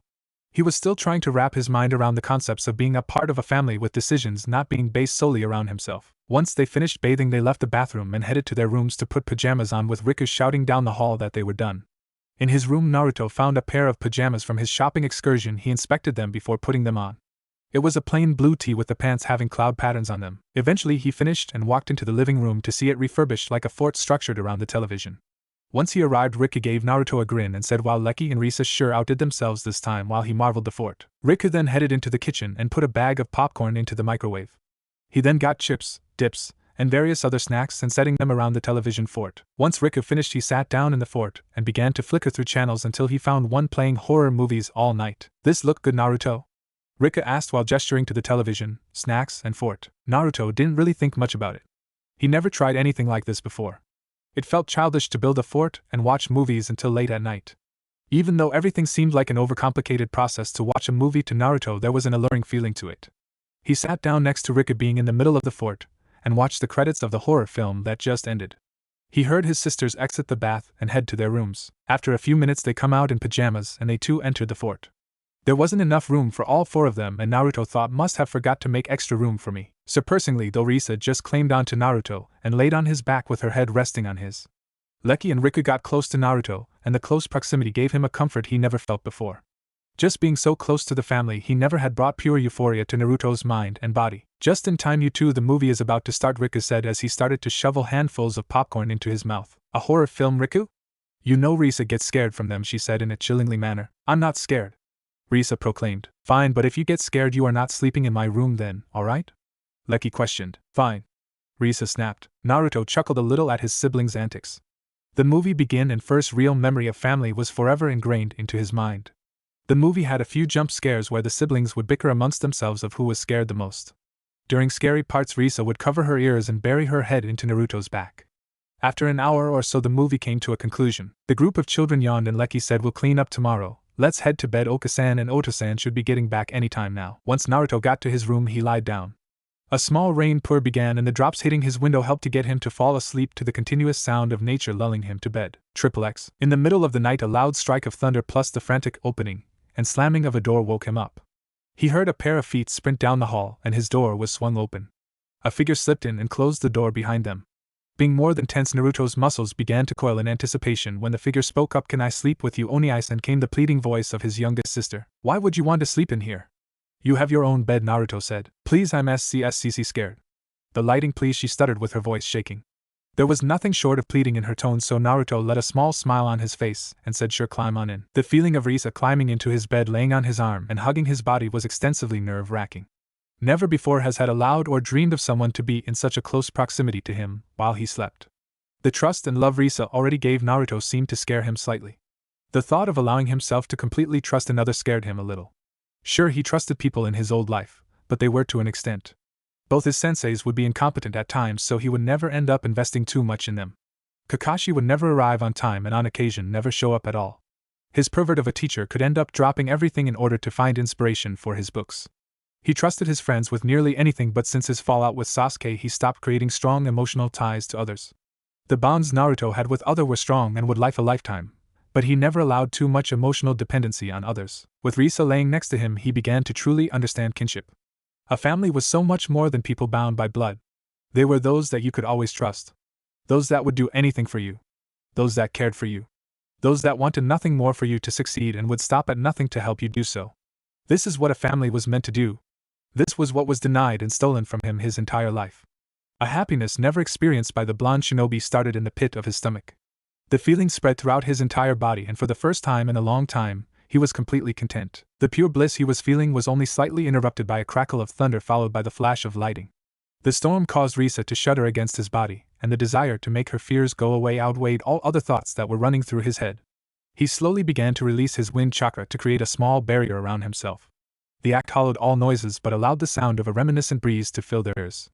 Looking down at Risa, he saw her eyes go wide from the soothing chakra that was sheltering her from the outside world. Thanks Onii-san was all Risa said before her eyes drifted shut, and her mind was carried off to the sanitary of her dreams. Naruto continued to funnel his natural chakra out of his system for as long as he was conscious. Even after sleep claimed him, Naruto was unconsciously keeping his chakra cloak around the two, guaranteeing his youngest sibling a peaceful sleep devoid of her fears. Sometime around midnight, Minato and Kushina arrived back home. As they both entered the residence, they were waiting for Risa to come barreling towards them, seeking comfort as she normally did during storms. Instead, they were met with utter silence. As they walked past the living room, they saw a fort with the remnants of their children's shenanigans. Kushina sighed and said, "I'll clean it up," but before she could start, Minato frowned and said, "You don't think Risa is sleeping in her room, do you?" "Let's check," Kushina stated with fragments of anxiety. As they walked to Risa's room and opened the door similar to how parents normally do so to check up on their children during the night, they were more than slightly alarmed at not seeing her in bed. Both nodded and wordlessly went to Leki's, Rika's, then their own rooms to check for their youngest daughter. Without any luck, Kushina began to panic a little and said, "You don't think she ran out looking for us, do you? Let's check Naruto's room and the rest of the house before we begin to panic," Minato said, trying to keep his voice level. They opened Naruto's room, and the sight they saw slightly frightened the two. Around Naruto's bed was a swirling mass of dense chakra with enough potency to prevent the two from sensing anything within it. At that, a snap of thunder and a flash of lightning revealed two Namake's children sleeping soundlessly. Immediately, both fears of the two parents subsided. They both silently moved over and put their heads in the swirling mass of chakra. When they did, they were met with the peaceful sounds of a gentle breeze reminiscent of a meadow in the spring. Both retreated back to the doorway in hopes to not disturb their children. "Naruto is using his wind chakra to create a barrier for Ryasa," Kushina said, dumbfounded by the sheer act of adoration a brother could have for his sister. "He has only been here for a week, but it feels like he has been a part of our family for years," Minato mused. "He wants nothing more to be around and help the family," Kushina said as she leaned back and rested against Minato. "Even without us, he has proved himself time and time again," Minato said as he wrapped his arms around Kushina. "I wish we could have been there for him. If only we were more prepared at his birth," Kushina said as she shrank into Minato. "The past is the past. We cannot change it, only look towards the future. What I see is our son who loves us all so much, even though we could never be there for him. All we can do is return the love he is so graciously giving us," Minato said as he rested his chin of Kushina's head. With the two more than satisfied, they soundlessly closed the door and walked to their own room to head to bed. The next morning, the storm had all but died down but caused an overcast, preventing the sun rays from stretching into the Namake's residence. Naruto woke up sometime around 11 and felt a little more groggy than usual. He sat up and felt a tug on his shirt. Looking down, he saw his little sister sleeping soundlessly as she clutched onto his shirt. Naruto chuckled at his sister and carefully prayed her off him so he could get out of bed. He grabbed some of his new shinobi gear and headed for the door. As he was about to close the door behind him, he turned to look at his sister sleeping peacefully, and a smile found its way to his face. Instead of the usually well-rested feeling Naruto got after a long night's sleep, he felt a little exhausted. Even with his unrivaled chakra pool funneling his element affinity out of his body all night left him more tired than rested. Still, considering the cost to the reward of helping his sister, he would be willing to do it every night for Risa. As Naruto walked to the bathroom dragging his feet, he was surprised to his brother there brushing his teeth. "Heyo," Riku said as he spat his toothpaste out. "Morning," Naruto mumbled as he made his way to the facet. "You know, I could sense your wind chakra last night. Do you think you could show me some of your jutsus since I have wind affinity too?" Riku asked. Naruto already had toothpaste on his brush and was about to begin his normal routine when he considered the question. He thought about it and said, "How about I show you my S-class wind jutsu I created? It might take a while to learn though, since it's pretty difficult, but from the things I hear you should be able to learn it." Riku's face was impassive as the words sunk in. He knew only 3 A-class ninjutsus, and it took months of convincing Minato to teach him them. Sure, he was lazy, but Riku found joy in things that were extremely challenging. If the prospect of not only learning an S-class jutsu that no one but Naruto knew wasn't enticing enough, the promise of the challenge was. Slowly a wicked grin found its way to Riku's face as he said, "I would like that more than anything," Riku said in a tone that a mad scientist would use. Slightly unnerved by his brother's intent interest from the tone he used, it left a looming presence weighing on Naruto. For the entire week Naruto got to know Riku, it seemed that Riku only found in doing lazy things like eating junk food or playing games. But there was a noticeable interest in the offer Naruto had made him. Naruto shuddered at the thought of Riku using the Raisin Shuriken on some unexpected victim, but decided he could trust his brother. From what Naruto learned, his brother was an enigma. He was unbelievably similar to Shikamaru, but a hidden desire for a challenge scorched all other thoughts when one presented itself. As Riku was walking away, he said, "I expect you to start teaching me after your match today, regardless of your condition." Naruto shuddered again at how pressed Riku was on learning his jutsu, but cast the thoughts out of his head as he processed what Red had said. Match. Match. Match. What does he mean, my match today? Naruto pondered. Then the realization hit him. At noon today he was supposed to fight Sasuke. How could such an important event have slipped his mind? He cursed and knocked himself in the head for forgetting. Wait, what time is it? He thought as he ran to the kitchen with his brush in his mouth. Looking at the clock, which read 11:15, was extremely relaxing. He continued his morning routine and was out of the door with a relaxed pace to the training ground. There was an eerie feeling while Naruto made his way through the village. The normally busy streets and sounds akin to a city buzz were nowhere to be seen or heard. Eventually, as he made his way to the training ground, he started to hear more and more voices. Eventually, when the field should have came into view, he saw a mass of bodies. They all came to watch my match? He thought, perplexed by the crowd with at least half of the village present. Well, I guess I'll give them a show then, as an evil smirk found its way onto Naruto's face. At that thought, Naruto put his plan into action that would let him for once be able to embarrass his rival. Right after he set his plan into motion, a familiar friend who had been sleeping the days away spoke up. "You sure this is a wise idea, Kit? You know you can't use my chakra for a fight, right? Besides, using natural chakra wouldn't be too smart either," Kurama said. "All I have done since I've got here is sit in a bed." "I need to move my body before I lose my edge," he replied as if it were obvious. "You sure you are not doing this just because it is that Uchiha brat?" Kurama countered. Naruto let the silence answer the fox's question before he said, "Just let me have this, Kurama, please." Naruto was so caught up in his mental discussion that he didn't realize that he reached his destination. As he arrived, one by one the villagers at the edge began to turn and look at the mysterious son of the Hokage. As he got closer, they cleared a path for him.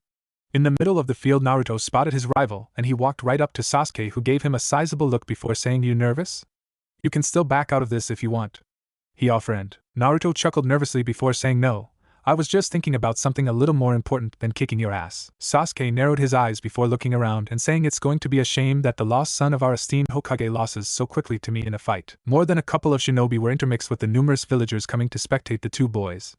Some nin in the crowd were murmuring before Five stepped forward. After a few hand seals and earth jutsu formed stadium seats around the training ground for the crowd. Quickly the seats were taken and filled to their maximum capacity. Naruto and Sasuke took a respective distance apart and got into Tai justice stances. Right when they were about to begin, someone shouted, "Having a match without a proctor? Who raised you two to be a shinobi?" There in the middle of the crowd stepped forward none other than Jiraiya. Naruto just looked at him. Jiraiya was the man who Naruto viewed as a father. The man who was stolen from him by his sibling disciple Pain. Naruto could only stare at his old teacher, who walked up to the two. "What's wrong, boy? You look like you have never seen the great Toad Sage before," Jiraiya said while he struck a pose. The look on Naruto's face was unreadable. It appeared that too many emotions were vying for control over the blonde. Before long, Naruto realized he was staring. Shit. What do I say? Naruto thought until the idea hit him. "Oh, I'm just a big fan of your books. I never thought I would get to meet you. After the match, could I have a few signed copies?" Naruto said, lying though his teeth. Naruto knew that any way to distract the old arrow Sannin was with women or complimenting him as an author. Luckily that was enough, because Jiraiya put on a huge grin and walked over to Naruto. He slung an arm around him and whispered into his ear, "Careful, kid. I know you just got here recently, but that Uchiha is a Hon shinobi who was trained by Orochimaru, one of the 3 legendary Sannin like me." Naruto smirked and said, "I could take him out easy in 10 seconds flat if I went full power, but I'll just go 10%. Jiraiya could just stare at the boy, who was either overconfident in his abilities or just plain stupid. "Ahem, well, since we have 2 fine young shinobi here who want to demonstrate their skill, why don't we let them? Since there is no one else willing to, I will proctor this match," Jiraiya said. "The rules of engagement are simple. The match will end if either individual surrenders or is rendered unconscious. If blood is drawn, that will also signal the end of the match. Questions?" After silence for a few seconds, Jiraiya lifted his arm to signal the start of the match. When he brought it down, he shouted, "Begin!" To everyone's surprise, the 2 shinobi just stood there.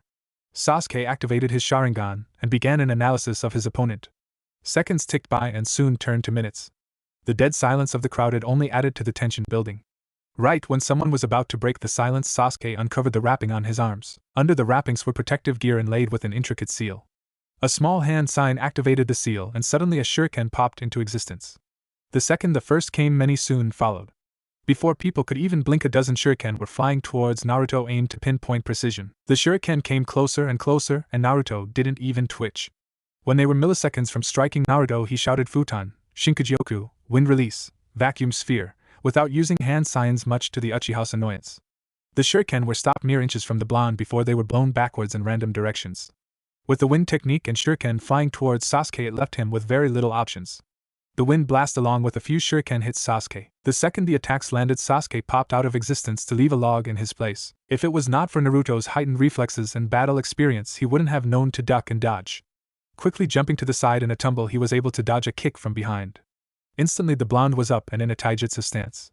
Surprisingly, the blonde's stance was similar to a brawler, which contradicted a lot of shinobi education. Sasuke slyly adjusted himself into his taijutsu stance.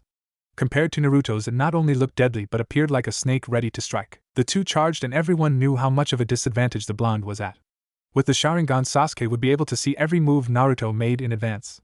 Surprising everyone though, Naruto was able to land his first punch, which hit Sasuke's shoulder. Sure, he was able to see the punch coming, but the strength behind it, not so much. Sasuke meant to redirect the strike to leave an opening in which he could capitalize on, but instead was overwhelmed by the sheer strength of the blonde. The two continued their dance, and with every strike the Uchiha was gaining the upper hand. Blow by blow, Sasuke was able to adjust to the blonde's strength, style, and speed. Once Sasuke had a full analysis of the blonde, it turned into a one-way fight with punch after punch being landed on the blonde. Right when Sasuke was about to make a strike to end the fight, the blonde jumped back hard. Taking a second, the blonde composed himself before pulling a kunai. The first to draw out blood, huh? I'll try to give you a scratch, Naruto said with the same smug expression he used at the beginning of the fight. Scratch me? You have only landed one blow on me and you think you will be able to draw blood? I'm not using any ninjutsu or genjutsu, so this doesn't look like a one-way fight, Sasuke said with a scowl. But if you want me to get serious, Sasuke said as he drew the katana on his back. To his surprise, the blood began roaring with laughter and said, even if you beat me, you won't win this fight. Sasuke's face burrowed in confusion, but before he could retort, the blonde was already charging.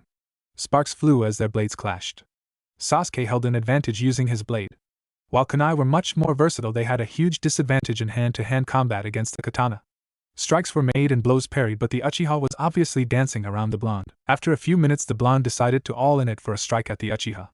It was a sloppy attempt, and was obvious that the blonde was desperate. With ease, the Uchiha was able to dodge and spun around to Naruto's back. Completely exposed and unable to block, the katana was able to run through Naruto's shoulder. Nothing vital was hit, but the fight lasted only about 5 minutes. It was obviously a one-sided fight, with the Uchiha not using a single ninjutsu or genjutsu. A lot of the spectators were surprised. They didn't know what to expect from the lost son of the Hokage, but they expected more. Many began to consider that it wasn't even Naruto who caused the uproar in the village a week ago. Many murmurs were breaking out, with Jiraiya stepping forward to end the match. He began to signal for medical aid. However, to everyone's surprise, the blonde looked up at Sasuke, smiled and said, "Told you," before he popped out of existence, leaving a small trail of smoke. Everyone was speechless from what they just saw. A lot of shinobi were whispering amongst themselves, debating on what just happened. Then a hooded figure began making his way onto the field. Jiraiya was quick and intercepted him before he was able to take more than 3 steps onto the field. Before Jiraiya was able to deal with the interloper, he looked under the hood, which revealed none other than Naruto. Jiraiya just gave the boy a quizzical look before smiling and said, "If you do get serious, try not to destroy everything." Naruto just smirked and continued on his way. Naruto continued to the center of the field where Sasuke was waiting and threw off his cloak. More than a few shinobi looked confused, some looked like they knew what happened, and a few waiting to see how it was played out. "Sorry for making you fight a shadow clone, but I needed to make sure you understood," Naruto said with a grin. "Oh? And what was I supposed to understand?" Sasuke said in a condescending tone. "If you don't go all out, you won't even be able to touch me," he said with the same smug expression. The Uchiha was growing to distaste. Sasuke was livid. No one had ever embarrassed him so much. Taking a whole 5 minutes before he defeated the clone was one thing, but the fact of not realizing it was a clone to begin with was infuriating. Sasuke was ready to get serious. He stretched himself out and began letting his chakra flow into his muscles. All playful tacks were dropped, and he fell into the fabled demeanor of the serpent's apprentice of Konoha. Many knew Sasuke was a Hon shinobi, one that was even able to become a S-class nin in bingo books at the early age of 17. It was evident that he was merely toying with the blonde in the fight, but showing that a shadow clone was able to keep the fight going for 5 minutes said a lot. Sasuke began cycling his chakra throughout his body, preparing to decimate the blonde before him. A lot of people in the crowd could feel the potent nature of the Uchiha chakra rolling off him. Such chakra gave off a feeling of dread with the ability to put fear into even the strongest of men. To even more surprise, a surge of a massive amount of chakra emitted from the blonde. The palpable mass of chakra then dispersed as 100 shadow clones popped into existence. The crowd was stunned. Some of the most honed shinobi were only able to make 10 shadow clones at once, but the boy before them seemed to make 100 effortlessly without even using a hand sign. Sasuke smirked as he was surrounded by the army of clones. It had been years since he was actually pressed to his limits, and Naruto seemed to be able to deliver. Sasuke slid into a defensive stance and waited with his Sharingan tracking the nearest clones, and so it began an army of 100 versus 1. Sasuke began to charge, taking the fight for real as he flared through the clones, efficiently destroying any that came close enough. Destroying the clones didn't seem to get him anywhere, since more and more just filled their places. The process of dwindling down the army using only taijutsu was wearing on the Uchiha. The act of cycling the max amount of chakra through his body in addition to using the Sharingan, Sasuke knew he would exhaust his chakra by the time the army was dealt with. Noticing that the clones planned to completely bury him, he jumped back and up while forming hand signs before shouting Katan, Gokaki no Jutsu, fire release, great fireball technique. The massive ball of fire decimated half the army, but as soon as the clones dispersed, new ones popped into existence. Sasuke scanned the crowd before he spotted one of the Narutos in the back doing nothing but watching with his arms resting behind his head. Smiling at how the blonde's arrogance would lead to his downfall, Sasuke bit his thumb before running through hand signs and slamming his hand into the ground. The second he did, a huge burst of chakra was consumed before a giant snake was summoned. Sasuke stood on its head and pointed to the original Naruto before the snake began to slither through the army, destroying all the clones in its path. Still, the blonde stood there relaxed with the same smirk on his face even as the snake's summon charged. At half the distance to the original Naruto, a wall of clones formed a wall and began to use the signature technique of the fourth Hokage. That many Raisengans? How is that even possible? Does he even have a limit to how much chakra he can use? The Uchiha screamed in his head. This is bad.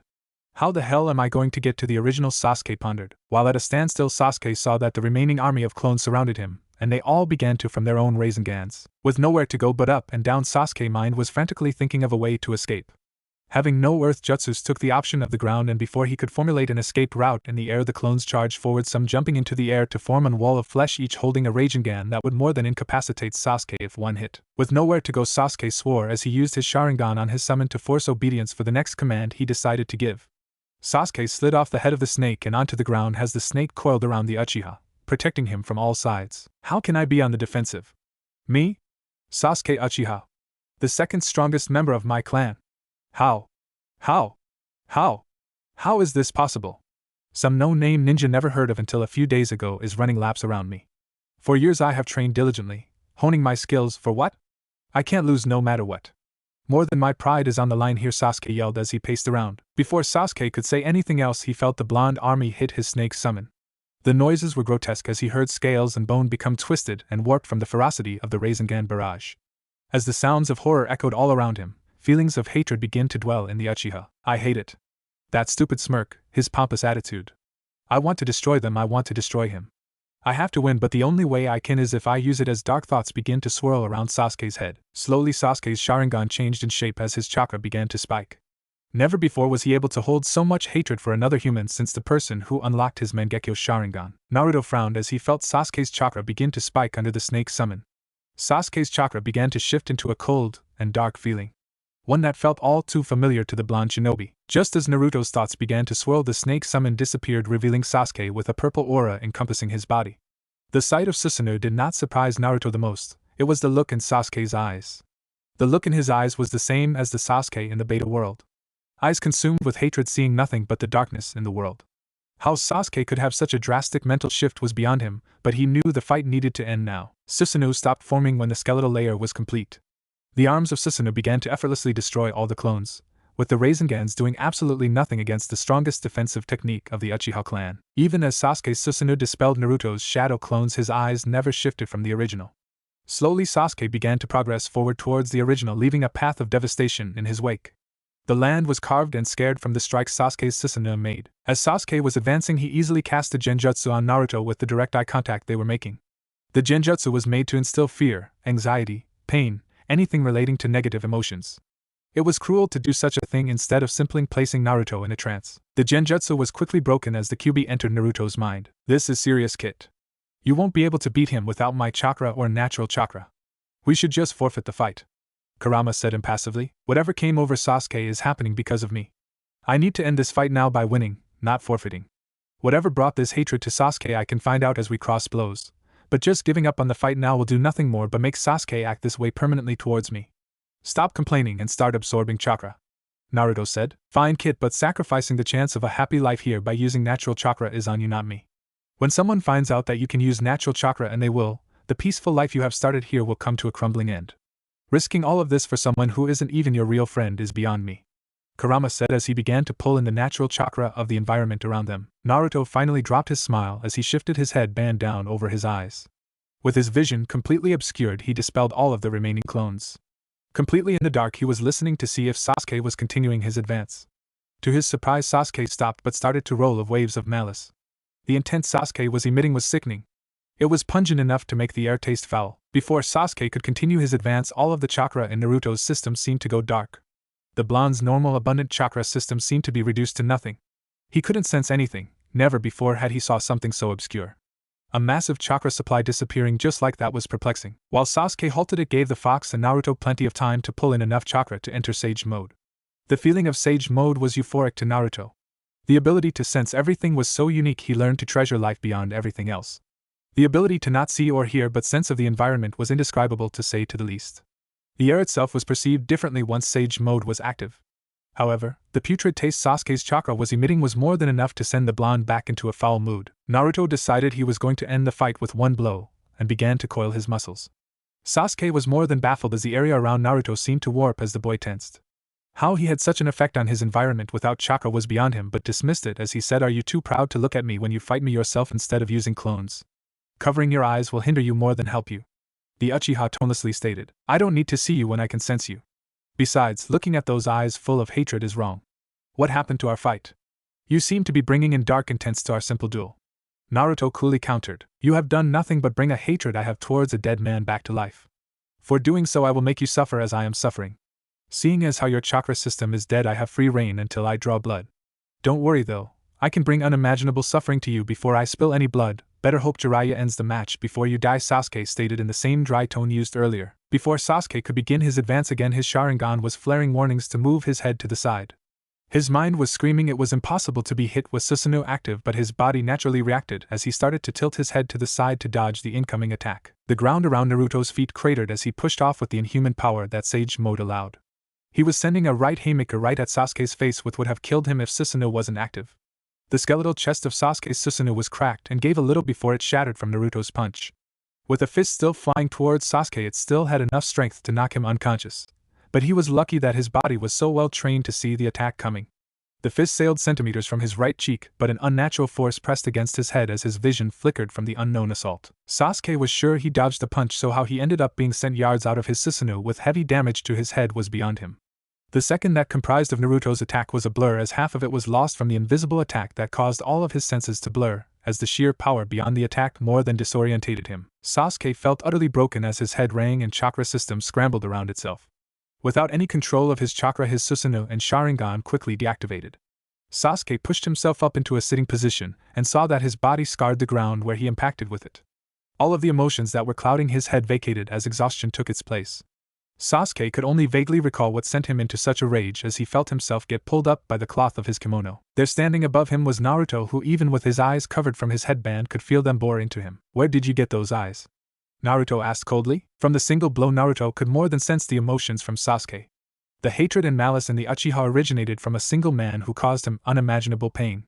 The hatred within Sasuke was only bottled up from what appeared to be the happiness in his life. The life Sasuke had he cherished, but a dark entity lingered deep inside him, originating from a haunting memory of the past. Naruto could feel that the two Sasukes were different, but the one before him had the same potential to house himself in nothing but hatred. 1,000 thoughts were racing through the two young shinobi's minds who were pondering about the other, but before Sasuke could respond, Jiraiya appeared via Shunshin and pulled Naruto's hand away from Sasuke. The second he did, his eyes widened as he looked at the strange new attention to the Namikaze clan. He could feel the unmistakable presence of condensed nature chakra in the blonde. He was sure that when he felt Naruto's chakra system go flat, it was because he ran out of chakra, not that he was funneling natural chakra into himself. How he was able to use natural chakra was one mystery, but being able to pull it in on the go, and do so quickly, was beyond him. The thought that he was able to do such a thing was ludicrous, but there right before him the blonde boy had done it. Naruto could sense that Jiraiya felt the natural chakra in his system. Only those that can manipulate the chakra itself could sense it. He jerked his arm away, breaking the contact between the two, and quickly diffused the chakra out of his system before Jiraiya moved his headband down to look at his eyes. There all he saw was the same shimmering blue color that Minato eyes had. Jiraiya had more than a few questions which he would interrogate out of Naruto for answers, but in middle of the training ground with half the village observing was not the place. He raised his voice and said, "Sasuke Uchiha has drawn blood and therefore forfeits the match," Jiraiya said as he gestured to Sasuke, who had a crimson line rolled down from his mouth to his chin. Sasuke had his teeth cut into his cheek from impact of the hit Naruto delivered him. The winner is Naruto Namikaze. Jiraiya bellowed as loudly as possible. Most of the spectators were speechless at first. The battle, which began similar to two A-ranked ninja, quickly escalated into a S-ranked battle of unparalleled power. They knew Sasuke was one of the most powerful shinobi in the village, and how effortlessly Naruto was able to beat him scared them a little. To think that Minato had another son whose monstrous strength dwarfed those around him was slightly disconcerting. Before the crowd could grasp the situation and commentate with applause or boos, the blonde shinobi did something they never expected. Naruto walked back over to Sasuke and offered him a hand with a huge smile on his face. Sasuke made a questioning look at the gesture before he accepted it. When he did, Naruto spoke just loudly enough for Sasuke to hear him. "Sorry about that, I went a bit overboard. I didn't want to use that much strength, but the malice you were radiating scared me a little. It felt too familiar of a friend of mine who ended up betraying me for his conquest of power. I should not have done what I did, and I let my emotions get the better of me," Naruto said as he dropped his smile for a serious face to show his sincerity. "That makes two of us. I let my emotions get the better of me also, so I am at just as much fault as you are. I'm sorry for putting you in such a situation," Sasuke said as a small smirk came to his lips. "You seem to know about the secret behind the Mangekyo Sharingan. Maybe I will tell you how I got mine. That is to say, if you tell me how a shinobi raised in foreign lands knows so many techniques from Konoha," Sasuke said as a small amount of emotion slipped his voice. Naruto laughed a little nervously at how obvious it appeared he was a shinobi raised in Konoha. "Sure, it's a deal. A secret for a secret," Naruto said as he offered his hand to shake. Sasuke kept his smirk and returned the gesture as the two shook to the promise. As the two young shinobi displayed wonderful sportsmanship after such an intense battle, the spectators couldn't help contain their approval as a chorus of applause erupted. The citizens of Konoha held mixed feelings towards the eldest son of the Minato. Some feared his power, others awed by it, even some indifferent, but there was no general consensus towards Naruto's disposition. Before Naruto or Sasuke could strike a conversation after the applause, Naruto was barreled into by a certain red-head Kunoichi. Nearly toppled by the Risa, Naruto stumbled backwards as his sister kept him in a firm embrace. "That was amazing." "No, you are amazing, Oni-san. Not that what you did do wasn't amazing," Risa blurted as she bubbled with the words. Naruto let a smile hit his face as he rested his hand on his sister's head before saying, "Not nearly as amazing as you are, Oni-chan." Risa's chin grew even wider as her brother called her his sister for the first time. As happy as the moment was making Naruto, the rest of his family along with Sasuke's caught up with the energetic redhead. Riku had a maniacal grin of his face, with Leki having an analytical look on hers. Kushina was just sighing and nodding her head as Mikoto said various things like boys never know how to restrain themselves. Naruto noticed Kyo was just staring at him with the impassive look all Uchiha seemed to have. As Naruto's gaze passed across the group, his smile grew broader and broader until it stopped at the last two. Minato was glaring daggers at Naruto while Itachi did the same to Sasuke. "What happened to the talk we had about taking the fight easy?" said Minato and Itachi in unison. Naruto began sweating bullets and saw Sasuke gulp as he looked at his elder brother. "We will have a nice long talk about listening to your elders," said the duo in unison again. Not only was Minato's and Itachi's glare disconcerting enough, the fact that they were speaking in unison brought new levels of fear. Before the two could begin whatever demented punishment they concocted, Kushina spoke up by saying it would be best if these two could clean themselves up and rest before they go, though whatever you have planned for them. The two dropped their death glares and sighed. Minato ruffled Naruto's head and Itachi poked Sasuke on his forehead. As the group began walking off the training field with more than a couple of people trying to get a word with Naruto, he felt two weights on his arms halting him in place. On one arm was Riku, who had a manic grin on his face. The other was Riisa, sporting a puppy pout. "You promised," Riku started, "to train us," Riisa continued. "Today," they said in unison. Naruto laughed nervously as he looked towards his father. Minato just smiled at Riku and said, "Be sure you get everything he promised. If you have to run late and miss dinner, I understand," Minato said as his grin grew wicked. Naruto's mouth dropped as he started at his father and started to say "but I" before he was caught off by Minato lecturing, "A promise is a promise, Naruto. Especially one to family." Naruto made a whimpering noise as he knew that the dinner tonight was as good as missed. Everyone began to leave, even the bystanders, as they saw Naruto staying in the training field with his siblings. As Minato turned to follow his family, Jiraiya petted next to him with a scowl. "We need to talk," the sage demanded more than asked. Minato looked at his teacher before he placed his arm on Jiraiya's shoulder as the two disappeared by Minato's signature technique.